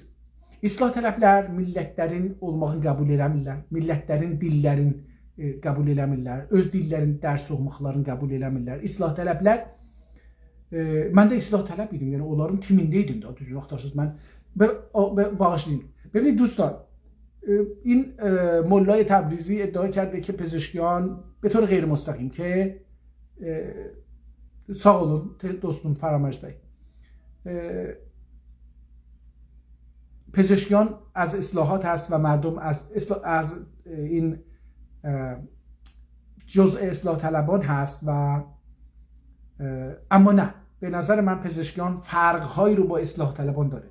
یکی اینکه اصلاح طلبان آموزش به زبان مادری و رسمی شدن زبانها در ایران رو به رسمیت نمیشناسن و قبول نمیکنن، اصلا مخالفن.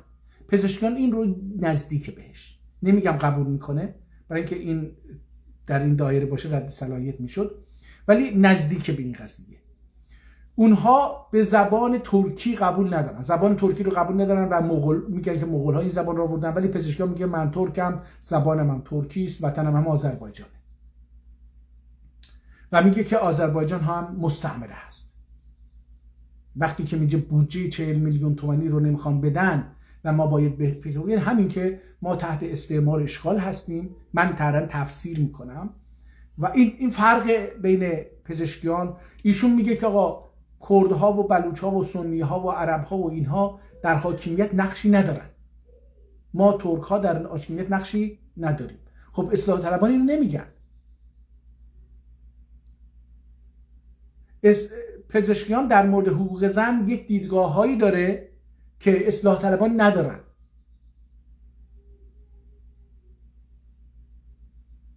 البته میتونه بخشی از اینها شعار باشه، مثلا احمدیان گفت، احمدی نژاد گفت موی زن برای یه تار موی زن که دیده بشه برای من مهم نیست، اما در عمل دیدیم که خیلی بدتر رفتار کرد.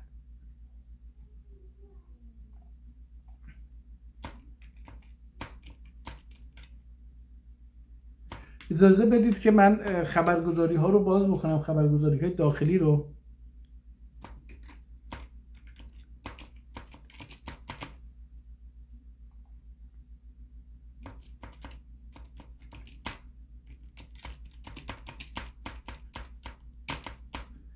دوستان متوجه میشن که من دارم دو انگشتی تاپ میکنم، درسته؟ ببینیم که مهر چی گفته. مهر امروز این عکس از کجا هست؟ ببینیم که نوشته این عکس از کجا هست.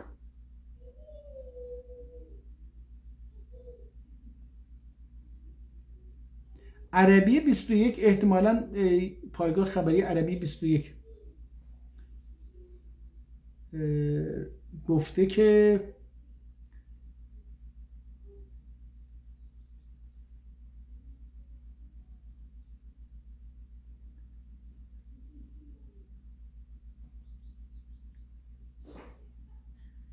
جالبه چیز خبری رو نگفته، بی خودی یه عکس گذاشته. مهر، خبرگزاری مهر یک عکس گذاشته و چیزی در اون مورد نگفته. ولی ببینید که در مورد انتخابات چی گفته. ببینیم در مورد انتخابات در آگالا عکسایی رو گذاشته از تعدادی از افراد که دارن رأی میدن. بذارید ببینم میتونم نشون بدم اینها رو. بذارید من خودم اگر بتونم از اینجا اینو ببینم. خب این بهتر شد. اینجا انتخابات مرحله دوم 14مین دوره ریاست جمهوری در آگالا یه تعدادی افراد رو در اینجا نشون میده که رفتن. حالا اینا نمیدونم اینا برای رأی رفتن، اینها برای رأی رفتن اینجا، یا اینها اعضای صندوق هستن. اینجا هم یه تعداد رو داره نشون میده که رفتن.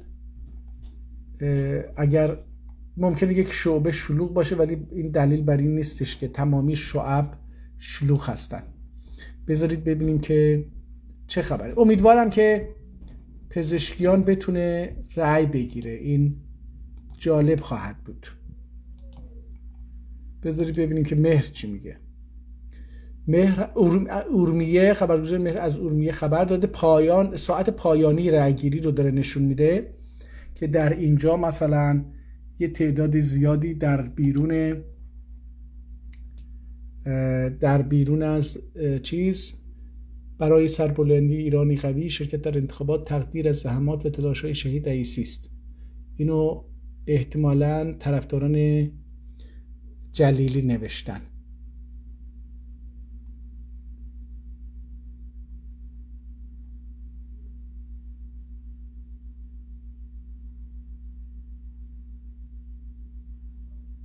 اینجا یک صف رو نشون میده، شب تاریک هست و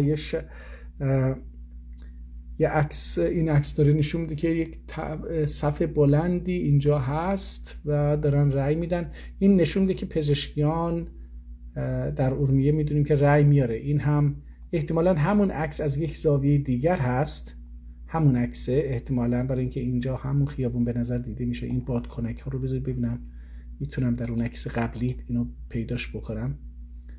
ببینید این ماشین پلیس اینجاست، اینم اینجاست، اینم که دکه پلیس چی هست اینجا. این بادکنک ها نگاه کنید، همون عکسه. ببینید این بادکنک ها goyuqlara baxsaz, baxın bu haman goyuqdur, bu da hamandır. Yəni ayrı əks deyil, ayrı yerdən deyil. Bu da hamandır.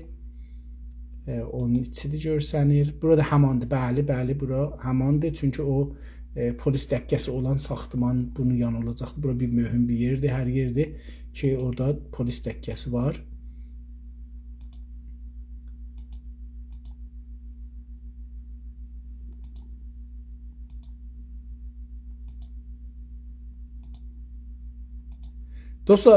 دوستان ما شنیدیم که اینجا اورمیه بود، یه صندوق هست.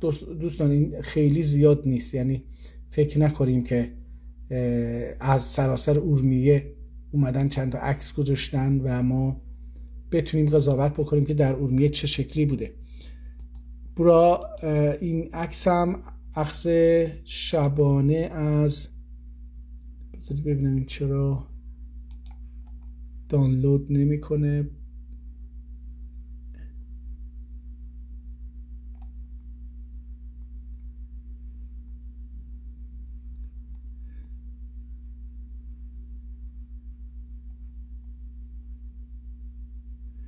آرا رو هنوز مثل که نگفتم. بذارید ببینیم عناوین اخبار رو اگه گوش بکنین ببینیم اینجا صدای حزب سبز استرالیا مقر صهیونیست‌ها حکم.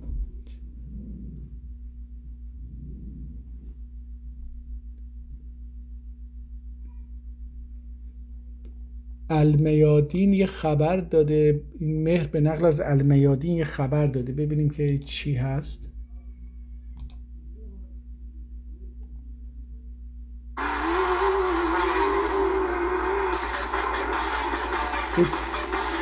تبلیغات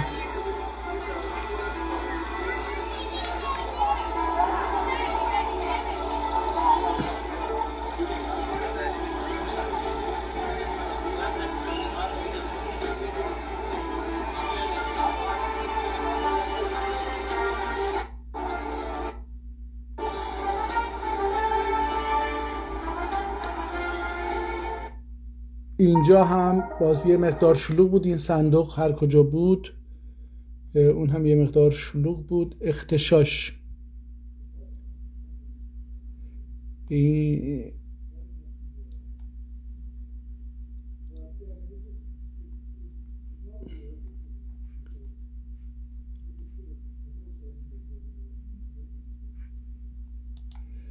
بذارید ببینید دیگه اخبار چه خبر.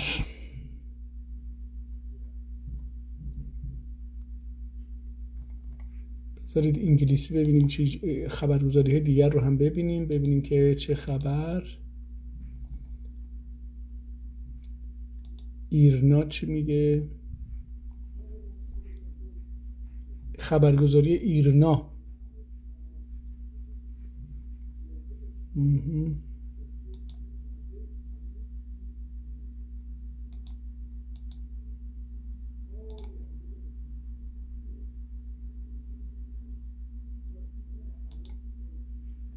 بذاریم ببینیم با موزیکچنیا تمدید متعدد zaman رایگیری ظاهرا رایگیری değiştiripler. Demokrat Biden برای کناری از انتخابات شاید همدانی انتخابات در دوم رئیس عبور کرد.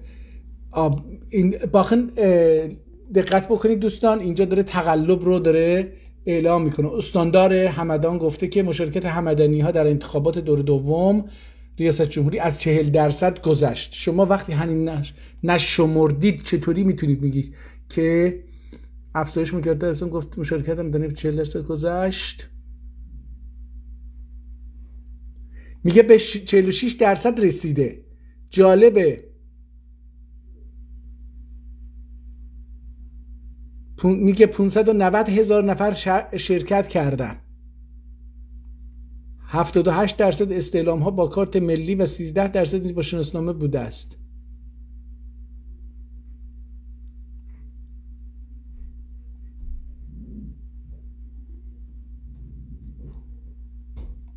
تمام. ظاهرا بله داره تقلب صورت میگیره به نفع استاندار زنجان. ببینیم چی گفته. استاندار زنجان هم گفته که به 49% رسیده انتخابات. جالبه. ببینیم که این داره چی میگه. میگه که تا پایان زمان تمدید شده، رایگیری باقی مانده است. در استان 3% نسبت به دور اول انتخابات افزایش داشته. 3% از کجا میدونن اینا این مسئله رو؟ این 3% اوکی. جالب است دوستان این خبرها. 50% انتخابات ریاست جمهوری لحظه. حالا اینا میخوان 51% رو برسونن، یعنی میخوان بگن که آقا 51% مردم، اینجا نوشته 50%. دوستان ببینید میگه که حدود 50% در انتخابات ریاست جمهوری تا لحظه شرکت کردن. مثلا حالا این 14,000 دست اندرکار اونم که هیچی به درد نمیشه. میگه که مرحله دوم 4 دوره ریاست جمهوری 772 شعبه ثابت و سیار، اینم که هیچی. دارن تلاش میکنن، به نظر میاد که دارن تلاش میکنن که اون 40% که گفته بودن رو خودشون که حدود 7 تا 13% بیشتر نبوده و ضرب در 3 کرده بودن، رسونده بودن به 40%، حدود 40%، میخوان اون رو برسونن به 51% که بجن 51% رای دهندگان اومدن و مشروعیت دادن. تا اینجای خبر همین رو فقط میگه. حراج تهران تخلف بسیار ویژه میگه انتخابات ممنوع است. چه موارد انتخابات ممنوع است؟ مردم ایران اسم توطئه اینجا هم چی میگه؟ خبر رو نگاه کنید. مردم ایران اسلامی توطئه قهر با صندوق رو رای کردن. یعنی اعتراف میکنه که ملت رای نداده بودن، ولی داره میخواد بگه که حالا رفته به امام جمعه اهل سنت اورمیه از این نقل قول کرده که خیلی پرشوره و توطئه فلان رو هم باطل کرده. ما میدونیم که ماموستا مامد کلیشی نژاد که دشمن رو پیدا کرده بنده خدا و نمیدونه که ایران دشمن ملت هاست. فارس، زبان فارسی و پانفارسا و فاشیست های فارس دشمن ملت هستند و اون وقت اومده یک دشمن در خارج از ایران داره جستجو میکنه.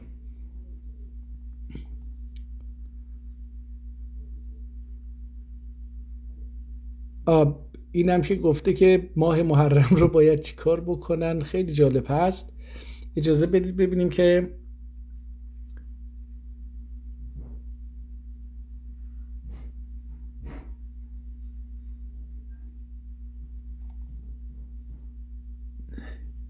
رشت چی گفته، ببینیم تو رشت چه خبره. فرماندار رشت هم اعلام کرده که همه شهرها داره فعال هستن. تا ساعت 19 تمدید شده بوده. 155713 نفر در انتخابات دور دوم ریاست جمهوری در رشت شرکت کردن که تعداد 54% مردان، 46% بانوان هستن. همچنین مشارکت کنندگان با 22% مربوط به رده سنی 45 سال و رده سنی 18 تا 35 سال نیست. حدود 20% رایندگان رو تشکیل میدن. جالبه.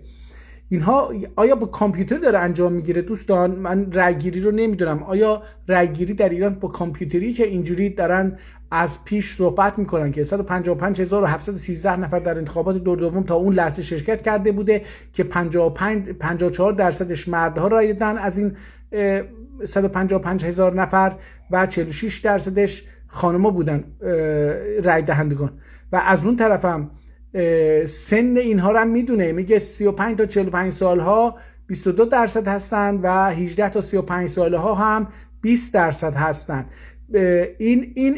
این کاملا نشون میده که دارن سازماندهی میکنن. تو ایران تا اونجایی که من میدونم رأیگیری کامپیوتری نیست و نمیشه متوجه شد که به سرعت که چه درصدی از مردم دارن چیز میکنن،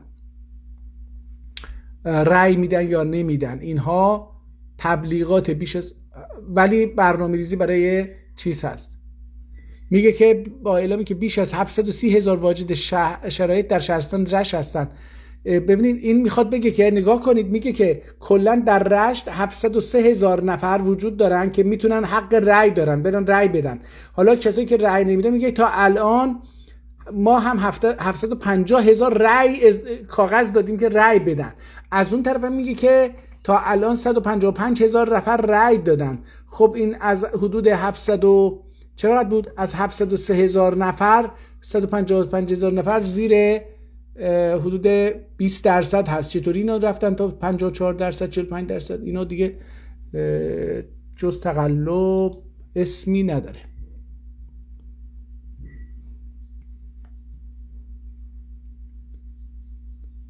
ظاهرا نماز جمعه هم بوده.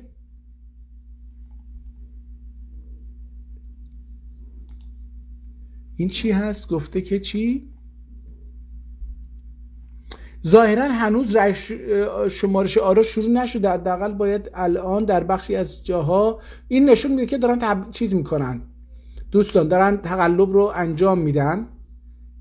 وگرنه تا الان که اونجا ساعت گفتیم چقدر 10 و الان یکی دیگه از دوستان نوشت 10:30، من 10:22 بود، الان 10:30 رو دوستی نوشته بود که دارم نگاه میکنم ببینم که هست یا نه. 10:30 نوشته بود. فکر کنی که 10:30 باشه. 10:30 باشه دوستان، باید تا الان در بخشهایی از اونجا که ایران گفته میشه چیز باشه.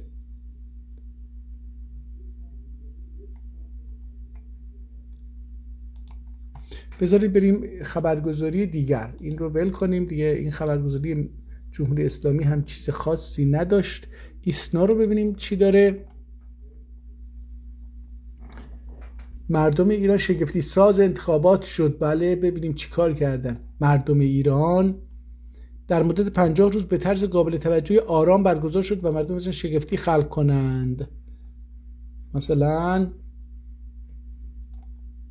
تحلیل خودش رو نوشته، این چیزی نیست. بریم اینجا ببینیم که خبرها صفحه اصلی اینجاست. ببینیم که چه خبرهایی. گزارش اول از مشارکت نسبت به دور اول. اینم میگه که مشارکت صورت گرفته، نسبت به دور اول هم زیاد بوده. مرحله در اهواز، ببینید در اهواز چه خبر بوده.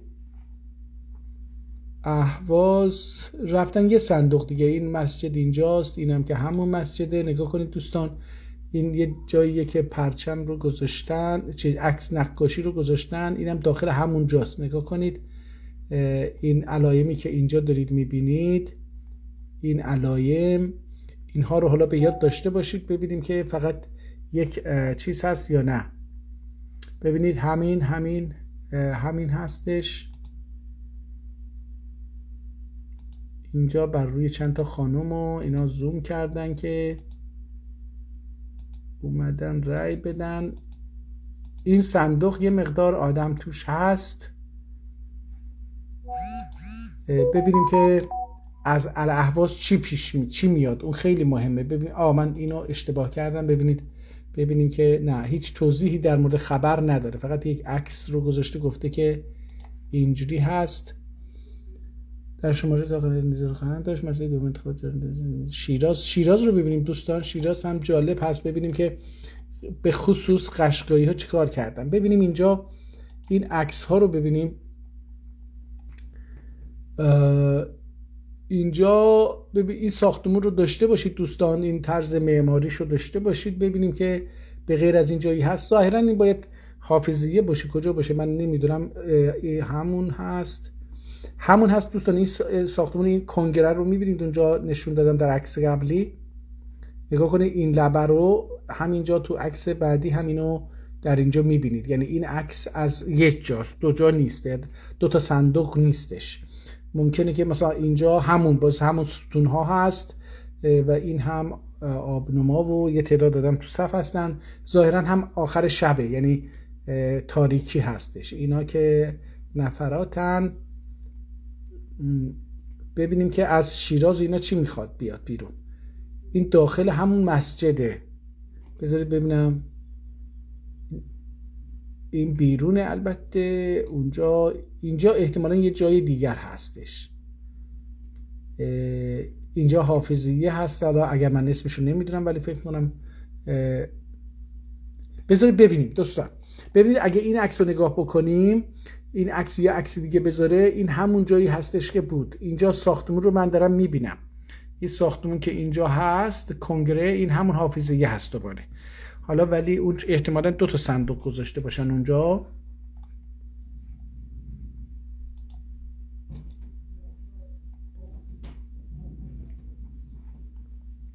این هم توضیحی خاصی در مورد این عکس نداده.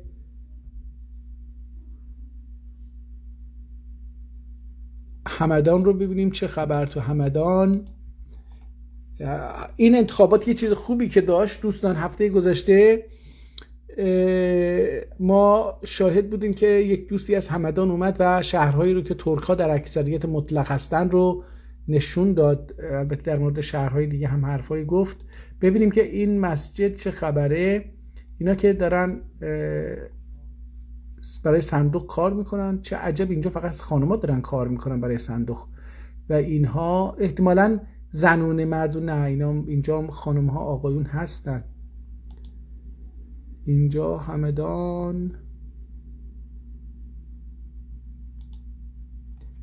اینجا یه ساختمان احتمالاً همونجاست، یه دانشگاه چیچی یا بیمارستان یا دانشگاه، یه جایی هست مثل دانشگاه. احتمالاً اینجا دانشگاه باشه یا بیمارستان باشه. اینجا یه تلویزیون هم آنتنش اینجاست.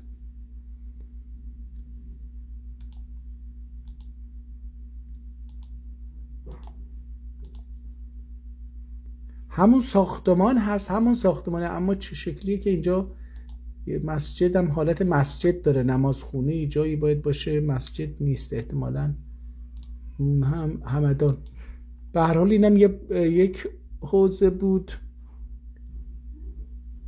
سعید جلیلی هم یکی از سالم‌ترین انتخابات در حال برگزاری است. چه سالمیه که رأی ها رو به 3 ضرب کردن و مشارکت 50% میرسد. نماینده چیز رو نگاه کن، جلیلی رو نگاه کن، گفته که بذارید ببینیم این رأی دانلود ایران خیلی دانلودش خیلی سخته. این چرا 20% رأی دادن در اغلب نمایندگی ایران خارج از کشور حضور. میگه که 20% ایرانیایی که در خارج از کشور بودن شرکت کردن. اینو از کجا میدونه این که مثلا در فلان شهر چقدر ایرانی وجود داره که 20%ش اومده باشه رأی داده باشه؟ خیلی، یعنی آقا بوی کاملا چیز داره میاد. سعید جلیلی که سعید جلیلی، نماینده سعید جلیلی گفته که مشارکت به 50% میرسد. یعنی احتمالاً پیش بینی میکنن که میخوام اینو بگم، یعنی دیگه تموم شد به نظرم، هنوز که شروع نشده. بذاری ببینم اینو میشه یه جایی زد، ببینیم که شمارش آرا. یه لحظه من اینو تغییر بدم ببینیم که شمارش آرا شروع شده یا نه. من اینو ببینم، شمارش آرای کاندیداهای ریاست جمهوری در دور دوم.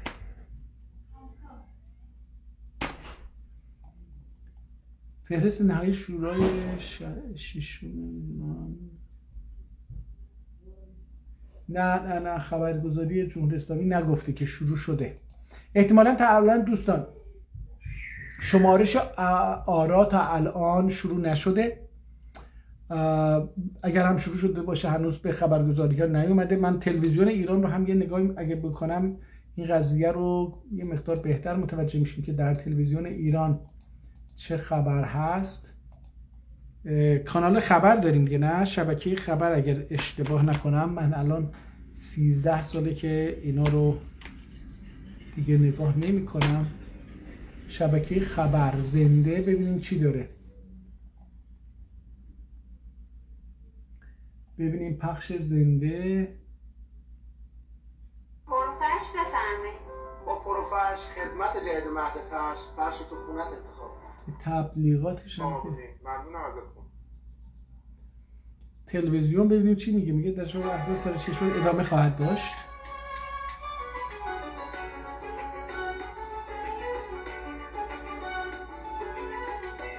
ناگهان رفت روی یکی از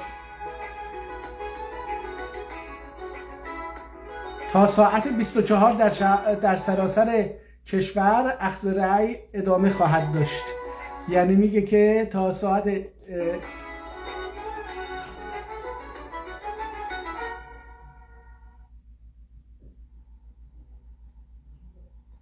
همونطور که گفتم میخوایم برگزاری انتخابات در خارج از کشور رو بررسی کنیم با آقای علیرضا محمودی. خب بریم خبر در خارج از کشور گفتگو می‌کنیم. آقای محمودی بذار سلام. ببینیم خبر 2.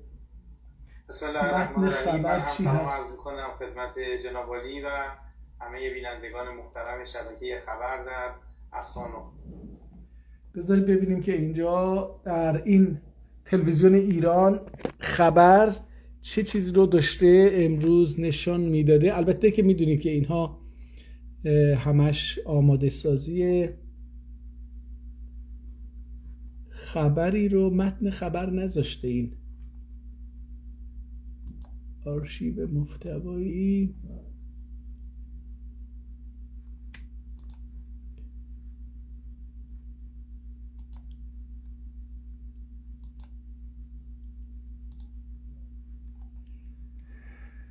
بذارید ببینیم که شبکه دیگه چه شبکه‌ای داریم دوستان. شبکه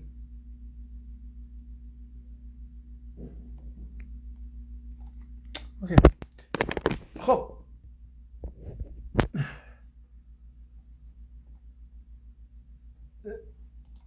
سلام aziz ve hürmetli dostlar. Biraz daha bilmiyorum ki ben istedim biraz da söylem Türkçe danışam. Dostlardan biri istəyir gəlsin üstə danışsın, görək ki, nə deyəcəkdi. Umarım ki Ali bəy, görək siz də dərxواست verin.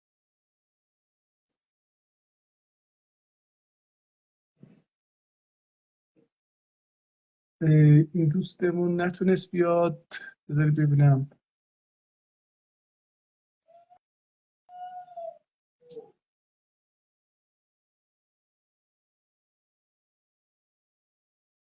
O dostumuz Ali Kazım elə bir getdi, yoxdur. Ona görə o gəlmir. İlk bar دیگه. اوکی من اینو اگرم بیاد ببندم.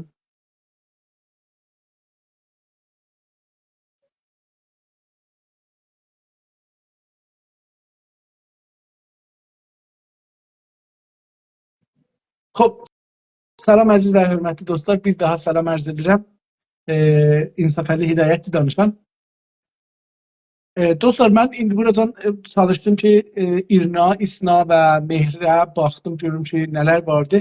Zahirən iradə-i siyasi İranda farsların, faşistlərin iradəsi budur ki, bu gecə desinlər ki, biz rəyi, o qədər millət gəldi ki, gecə saat 12-yə can rəy aldıq. Bu bunu göstərir və istəyirlər deyərlər ki, millət gəldi rəy verdi. Geçən dəfə küsmüşdü, bu səfər barışdı. İstəyirlər məşruiyyət qazanırlar. Onun üçün belə bir təbliğat aparıblar ki, gecə saat 12-yə can davam edəcəklər. O bir tərəfdən deyirlər ki, 50%-dən çox rəy veribdi. Yəni hətta məsələn Səid Cəlilinin nümayəndəsi deyibdi ki, 50%-dən çox rəy verir. Bu yəni nə demək? Yəni bu ki, sandığı saymamış, sən hardan bilirsən neçə dərsən rəy veribdi? Bu yəni bu ki, istəyirlər insanların zehnini amadə eləyərlər, rəqəmləri qəbul edir. Yəni onlar brainwash eləməyə başlayıblar. Deyir ki, 50%, o birisi deyir ki, bir belə şey olubdu filan bəhmə, amma rəqəmə baxırsan görürsən ki, məsələn bir yerdə çırıxıblar, qoyublar, Rəşdin xəbərini oxuyanda gördünüz. 703 min nəfər deyir rəy verə bilər Rəşd şəhərində. Oradan 100 neçə min nəfər rəy veribdi. Yəni bu olur məsələn 10%.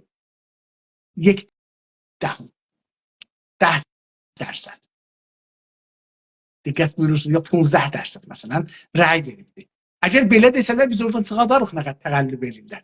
Amma bu ki hələ rəy salınmayıb, deyir ki, orada məsələn bir belə adam rəy veribdi, ya gərək intixabat kompüteri ola, oradan elə furi hər yerdən gəlir, ora görürlər kompüterdəki bir belə məsələn rəy getdi. Millət adam gəlir, bir rəy veribdi. Kompüteri olmasa bunu gərək sayalar bilərim neçə dəfədir. Axirdə də surətcələsi olan neçə dana bərc aparmışlar. Neçəsi yazılıb salınıb, neçəsi yazılmayıbdı. Bunlar da bilmərik ki, neçəsini özləri yazıblar salıblar. Onu da bilmərik. Təqəllübdür. Amma bu iki gəlirlər deyirlər bir belə adam rəy verib, bu ki təqəllüb başlayıb. Təqəllübü mütəəssifanə istəyirlər ki, mən əksləri ki göstərdim də baxdıq. Onlardan bəlli olur ki, istəyirlər Farsistan bölümündə xüsusən Cəlilini sıradalar. Bəlkə o birisi şəhərlərində Cəlilinin tablonu gördük. Məsələn, qanunda mən bildiyim qədər, o zaman ki mən içəridə idim, məmləkətdə idim, onda yaşlıydım vətəndə. Onda bilirəm ki, məsələn, təbliğat günü qədəğandır burada tablo olsun. O rəy alan yerdə hər cürə təbliğat qədəğandır. Heç bir kandidin nəfinə bir cümlə olmamalıdır. Gördük ki, orada təbliğat vardı ki, məsələn, Cəlilinin nəfini idi. Bir dana onu gördük içəridə. Və bu, yəni ki, təqəllüb. Təqəllüb beləsi olar, dostlar. İstəyirlər ki, bir nəfərini çıxadırlar və burada biz nə etməliyik? Biz türklər. Biz türklər bu intixabatda istər-istəməz qazanmışıq. Bir çoxumuz təhrim eləmişik. Biz çoxumuz təhrim eləmişik. Gedib rəy verməmişik. Məsələn, nə bilim 8% ta 13% deyirlər rəy verib. 13% yarımacan deyirlər ki, yəni İdarə İttilaatın keçmiş müavini deyir ki, İdarə İttilaat rəhbərə verdiyi güzarışda deyib 7% yarım şey olubdu, rəy veribdi. Vizarət-i Keşvər rəhbərə verdiyi güzarışda deyib 13%. Yəni bu məmləkətdə iki orqan var. Biri İdarə İttilaat, biri də Vizarət-i Keşvər. İkisi də rəhbərə yazıblar, güzarış yazıblar intixabatdan birinci dövrüncü. Birində İdarə İttilaat yazıb 7% yarım, bir Vizarət-i Keşvər də yazıbdı 13% yarım rəy veribdi. Sonra gətiriblər bunu 3-ə zərb eləyiblər. Mən heç özüm zərb eləmədim. Dostlar, icazə buyurun bunu zərb eləyək, görək ki, məsələn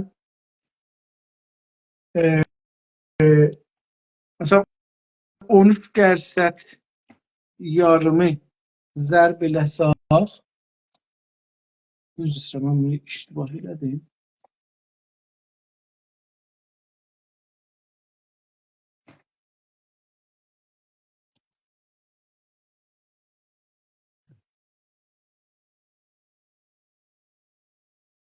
%13% yarımı çarpsaq neçə olar? Bir dəfə 13% yarım çarpsaq 40% elər bu. Orada da 40% demişdilər dostlar. Düzdür. 13% yarım olanda 3'e çarpanda olur 40. 40 yarım olur. O keçən dövrün təqəllübü hətmən olub. Və o Vizarət İttilaatın keçmiş müavinin dediyinə görə 7% rəy veribdi. İdarə İttilaatın dediyinə görə, Vizarət İttilaatın Xameneyə yazdığına görə 7% rəy veriblər ya 7,5. Vizarət-i Keşvər Xameneyə yazdığı güzarışda 13%. Rəhbər bunları özü 3-ə zərb edib deyib ki, 3 ilə deyib. Bunlar 3 ilə deyiblər, hərənin rəyini 3 dənə gətiriblər yuxarıya. Yəni siz ki, Muhammed Purdi nə idi, onun rəyi məsələn olubdu filanca deyir, indi onu 3-ə zərb ediblər, belə olubdu. Və Pezeşkiyanınki də zərb olubdu, 3'ə gedib 12 milyona çıxıbdı. O birisi Səid Cəlilinki də zərb edib, 3'ə gedib çıxıbdı 10 milyona yaxın, 9 milyon metr. Bunları zərb ediblər, o cüz gedibdi. İndi istəyirlər ona bir şey düzəldələr. Saatı gecə 12-dən həmişə yəni millət yap belə o zaman 70%, 80% rəy verirdi, gecə saat 9-da qutarırdı. Bu heç istəyirlər gətirirlər bunu getirirlər ora təğəllübün böyüklüyünü göstərir. Saatı çəkirik bura insanların zehni yuvaqdır. İnsanlar desin, "O, bir iki dənə də öz adamlarımızı bəsicilərə deyək gecə gəlin." SMS-dir də, hər hamıya göndərə bilirlər. SMS göndərəcəkdir ki, məsələn, bəsicilər arvadlarınızı, uşaqlarınızı götürün, gecə gəlin. Gündüz gəlməyin. Onlar gecə saat 2, məsələn, gecə saat 12-də, 1-də gecə rəy verirlər. O ne olur bizim zehn oradan da o televizyon onu görsə, burada gecə saat 1'də, hələ gecə saat 1'də rəy verirlər. Sabah deyəcək 80% millət rəy veribdi. Bu belə bir təğəllüb aparırlar. Çox ciddi bir təğəllüb gedir dostlar. Amma biz hər halda biz türklər, ərəblər, bəluçlar, türkmənlər, qəşqailər, dorlar, şiiləşlər, mazərilər və kürdlər biz bərəndə olduq. Bu iki təhrim elədik. %93,5 ya 92,5 rəy vermədi. Bu iki %92,5 hər 100 nəfərdən 92'si gedib rəy verməyib. Bu çox önəmlidir. Çox önəmlidir. Hakimiyyətin məşruiyyəti yoxdur. Və bu iki gecə saat 12'yə saxlır indi, istəyir ki o məşruiyyəti alsın. Çünki deyəcək məsələn 7% indi istəyir bunu deyə 50%. İndi özləri 50% deyirlər, amma gecə saat 12'də İran tarixində heç vaxt gecə saat 12'yə çəkməyib sandıq. Bu bunu göstərir ki, bunlar istəyirlər bir böyük təğəllüb eləyərlər, insanların zehnini hazır eləyər, Cəliliyə bir belə rəy verdilər. İstəyirlər ona yer salırlar. İndi biz nə etməliyik dostlar? Baxın.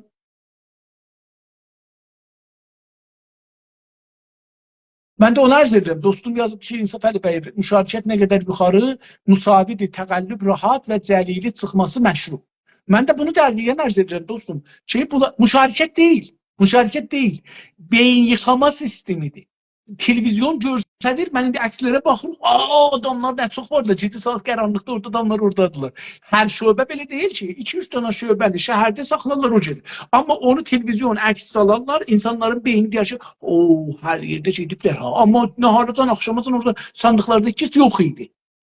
Bu nə olar? Bu insanların zehnini hazırlar ki, rəy verən çoxdur. 70%, 80%, 90% rəy veribdir. İndi sabahlar bunlar iddia edə bilər. Gecə saat 12'yə biz niyə açığıdıq? Bunu gərək dünyaya deyərlər də. O qədər millət gəlmişdi ki, %80 gəlmişdi. Nədir olmuş sən %93,5 gəlməyibdi. İndi %80 gecə saat 12'dən açıqdır. Yəni gərək deyəsiniz ki, həmişə də ikinci dövrdə az olar. Nədir olubdur ki, ikinci dövrdə çoxdur. Yəni bu özü bir şeydir da dostlar. Bu deyir ki, sənduqla barışıblar. Niyə sənduqla? Geçən bir həftənin içində, geçən cümə ilə bu cümanın arasında nə ittifaq o məmləkətdə düşüb ki, millət sandığına barışıbdır. Yəni məsələn, geçən həftədən bu həftəyə hər şey bahalaşıbdır, dövlət islahat olubdur, qanunlar dəyişilibdir, Xameneyi gəlib deyibdir, iştiva eləmişik, dövlət gəlib deyibdir, iştiva eləmişik. Nə olubdur? Məclis dəyişibdir, qanunlar dəyişibdir, dünya dəyişibdir, İranın iqtisadı dəyişibdir, İranın siyasəti dəyişibdir, polis dəyişibdir, əmniyyət gücləri dəyişibdir, daha orada zindani siyasi yoxdur, orada zindani əqidəti yoxdur, orada bəhailər azaddılar, orada türklük azaddır, orada nə bilim ərəblik azaddır, orada türkçülük azaddır, onda pan-türk olmaq azaddır, onda bizim zindanilərimiz nə olubdur, ana dili danışmaq burada rəsmi olubdur, nə olubdur ki, bu bir həftənin içində geçən cumadan bu cümləyə nə olubdur ki, rəy 7% rəy vermişdilər, 92% yarım rəy verməmişdilər. Nədir oldu ki, bu 92% yarım, 93% nədir oldu birdən gəldi 50% rəy verdi? Bu 40%, 43% niyə gəldi rəy verdi? Nə ittifaq düşdü? Bunu göstərir ki, heç ittifaq düşməyib dostlar. Sadəcə brainwash edirlər. O qədər bir təbliğat eləyəcəklər, televizyondan, oradan, buradan göstərəcəklər, saatı saxlayacaq. Mənim yadıma gəlir İran dövləti istəyirdi atom düzəltsin. İranın nefti var, gazı var. Deyirlər, bu atomu nəyə düzəltsin? Niyə istəyir düzəltsin? Məsələn, neft ucuzdur, atom bahadır. Məsələn, neçə 100 milyar dolar xərcləyiblər, atom düzəldəməyiblər. İran gətirdi bir dənə hoqqa işlətdi. Nə idi? Tamam İranın başında gecələr televizyonları bərqi aparırdılar. Ki, xarici dövlətlərə hər yerdən xəbər keçsin ki, bərqi yoxdur İranda, bunlar atom lazımdır bunlara. Cəng taza qutarmışdı, istədilər bu işi görələr. Ağa, bərqi yoxdur, bərqi yetirmir. Biz məcbur atom düzəldik. Onun üçün İqtisadı bağladılar, karxanaları bağladılar, evlərin bərqi gedirdi, bimaristanda hər yerin bərqini aparırdılar ki, dünyaya desinlər. Bunlar bu oyunu elərlər, brainwash elərlər, dünyaya xəbəri yayarlar. Aha, məscidləri görsədər, məsələn, bir dənə Hüseyni İrşad görsədər, bir dənə də Hüseyni Yenemenə görsədər, bir dənə də Cəmaran görsədər. O, millət gəliblər, gecə saat 12:30 rəy verirlər. Ki, nə eləsinlər, insanların zehni hazır olsun ki, amar nə desələr düzdür. Niyə gecə saat 12:30-dan adamlar rəy verir daha. Hələ utanmasalar sabah sübhəcən saxlarlar. Yəni niyə 12-yə saxlayacaqlar? Çünki 12-dən sonra intikhaba keçir o birisi gün axı. Ona görə ona saxlamazlar. Amma utanmasalar onu da saxlayacaqlar. Amma bunun yanında indi bunlar nə mən istəyirlər? Bunlar istəyirlər ki, deyirlər keçən həftədə bu həftəyə nə dəyişibdi millət gəliblər rəy veriblər. Pezeşkiyandan qorxmaq Pezeşkiyan, həman Pezeşkiyan doğru əvvəldə də həman Pezeşkiyan idi. Səididən həman idi. İndi 3 nəfər də gedib qırağa, onların da tərəfdarları gəlməyəcəklər sandığa. Rəy daha az olacaqdı. Necə oldu ki, bu 3 nəfərin tərəfdarları da ki, rəy veriblər, onlar yoxdurlar rəy versinlər. Niyə gələcəklər sandığa? Gərək daha az versinlər, az gəlsin.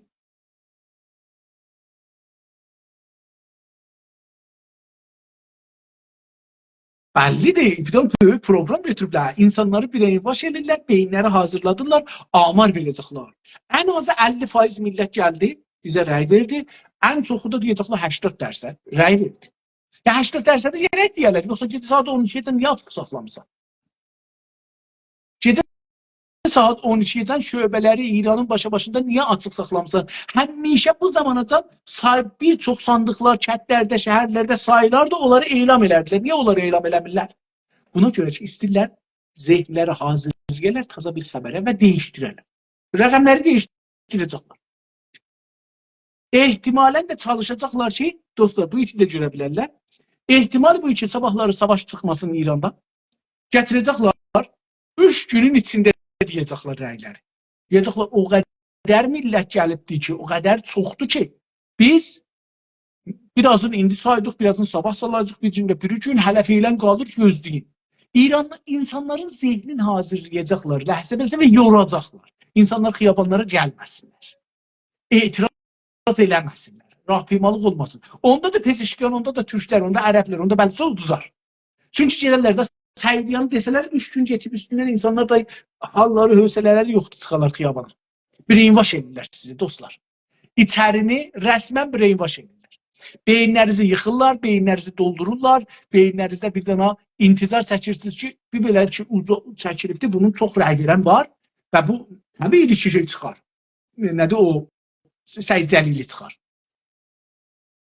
Yəni, bunu sizin zehninizə. Eyni halda da rəyləri 2-3 gündə deyəcəklər. Bir dənə, məsələn, biraz sabahlar deyəcəklər ki, məsələn, 10 şəhərin üçün deyərlər, 2 ustanın üçün, 5 ustanın üçün deyərlər, bir gündə 3-4 ustanın üçün deyərlər, o birisi gündə. Bu cürsə uzaldarlar ki, yavaş-yavaş nə olsun? Eyni halda, baxın, bu, görün, harası ilə oxumur. Neçə danasını dedik daha. Bir bu ki, geçən sene 22 milyon, hər neçə rəy vermişdir. İndi onlardan 3 çıxıb da onların tərəfdarları gəlməyəcək. 5 milyon oradan gəlməyəcək. 3 milyon oradan gəlməyəcək. Yəni 3 milyon gəlməsə, keçən sene 24 milyon belə rəy versə, yəni 21 milyon rəy verəcək. 21 milyon da həmişə ikinci dövrdə 21 o rəy ki verilibdir, ondan çox az verirlər. Məsələn, onlar məsələn deyək 21 milyon əvəzinə onlar məsələn 18 milyon, 15 milyon gərək rəy verilsin. İndi bunlar gəlirlər, nə cür sizin mənim zehnimi hazır gələr ki, İranda millət gəlibdir, rəy veribdir. Onu gecə saat 12-yə saxlamaqlar. 12'nin yanında nə edəcəklər? Gələcəklər deyəcəklər ki, kim elan eləsələr Cəlili çıxıbdı, ya Pezeşkiyan çıxıbdı, İranda dava çıxacaq. Hər iki surətdə dava çıxacaq. Gərək milləti yorulur. Milləti yormaq budur ki, bu gecə ağa, rəy veriblər, yuxumuz gəlir, gedin yatın, rəyləri biz dəyişdirək. Ondan sonra gələcəklər, milləti bunu 2-3 günə bölərlər rəyləri deməyi. O hal Çingiz'in dedi 50% oxumaqda da xəbərləri göstərdim. Xəbərguzari Mehr, xəbərguzari İrna, xəbərguzari İsna və İranın televiziyonuna baxdıq. Onların əkslərinə, xəbərlərinə şəhərlərdən göstərdim. Burada canlı olaraq gördünüz. Bəziləri iddia ediblər ki 50% rəy veribdi. Rəşdinki deyibdi ki 700 neçə min nəfər cəmiyyətin haqqı rəyi var Rəşd şəhərindən. Ondan 100 neçə mini rəy veribdi. Qalanı hələ rəy verməyibdi. Amma 50% rəy veribdi. Baxın, cür gəlməz ki 50% yəni 350 neçə min nəfər gərək rəy verə ki, ola, məsələn, 360 min nəfər, 70 min nəfər rəy verə ki, ola 50%. Hələ o 155 min nəfər onu rəy veribdi. Bu deyir ki, 50% rəy veribdi. Bu təqəllüb olubdu. O birisi tərəfdən Cəlilinin nümayəndəsi ki 50% rəy veribdi. O birisi ustandar deyir 50% rəy veribdi, amma bir belə şey olubdu. Bu bunu özəl kompüterlə deyil ki, bəlli olsun. Gərək bunları sandıqlarda sayalar. Məsələn, neçə dana bunlara rəy vermişlər, o bəllidir. Neçə dana rəy boş gəldi, o da bəlli olar. Bunu minha eləyərlər. O tərəfdən də sayalar, görürlər ki, bu minha elədikləri o sandıqdakı ilə var. Mümkündür, məsələn, mən rəy vermişəm, amma kağızı almışam, möhür də vurdurublar sizilim, amma rəyi özümlə aparmışam. Ya cırmışam. Batili nə qəddir, bunlar bəlli olsun, bunlar da bəlli. Onun üçün bəlli dostlar, bunlar istəyirlər ki, sabahları inqilab olmasın. İranda bir inqilab var. Bu rəyin sonunda Səid Cəlilini də desələr bir inqilab olacaq, şuriş olacaq, Pezeşkiyanı da desələr şuriş olacaq. Və şurişin başında 3 qrup şurişçi var.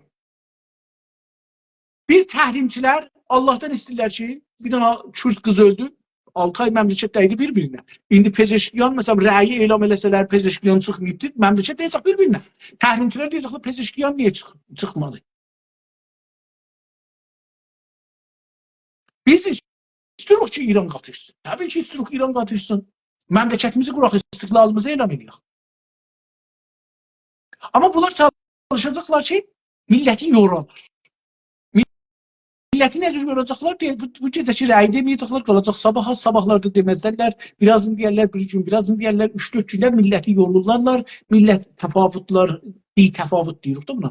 Millət də hırdan düşər, gedər evində, deyir, mən işimə gedim, gücümə gedim, nə edirəm.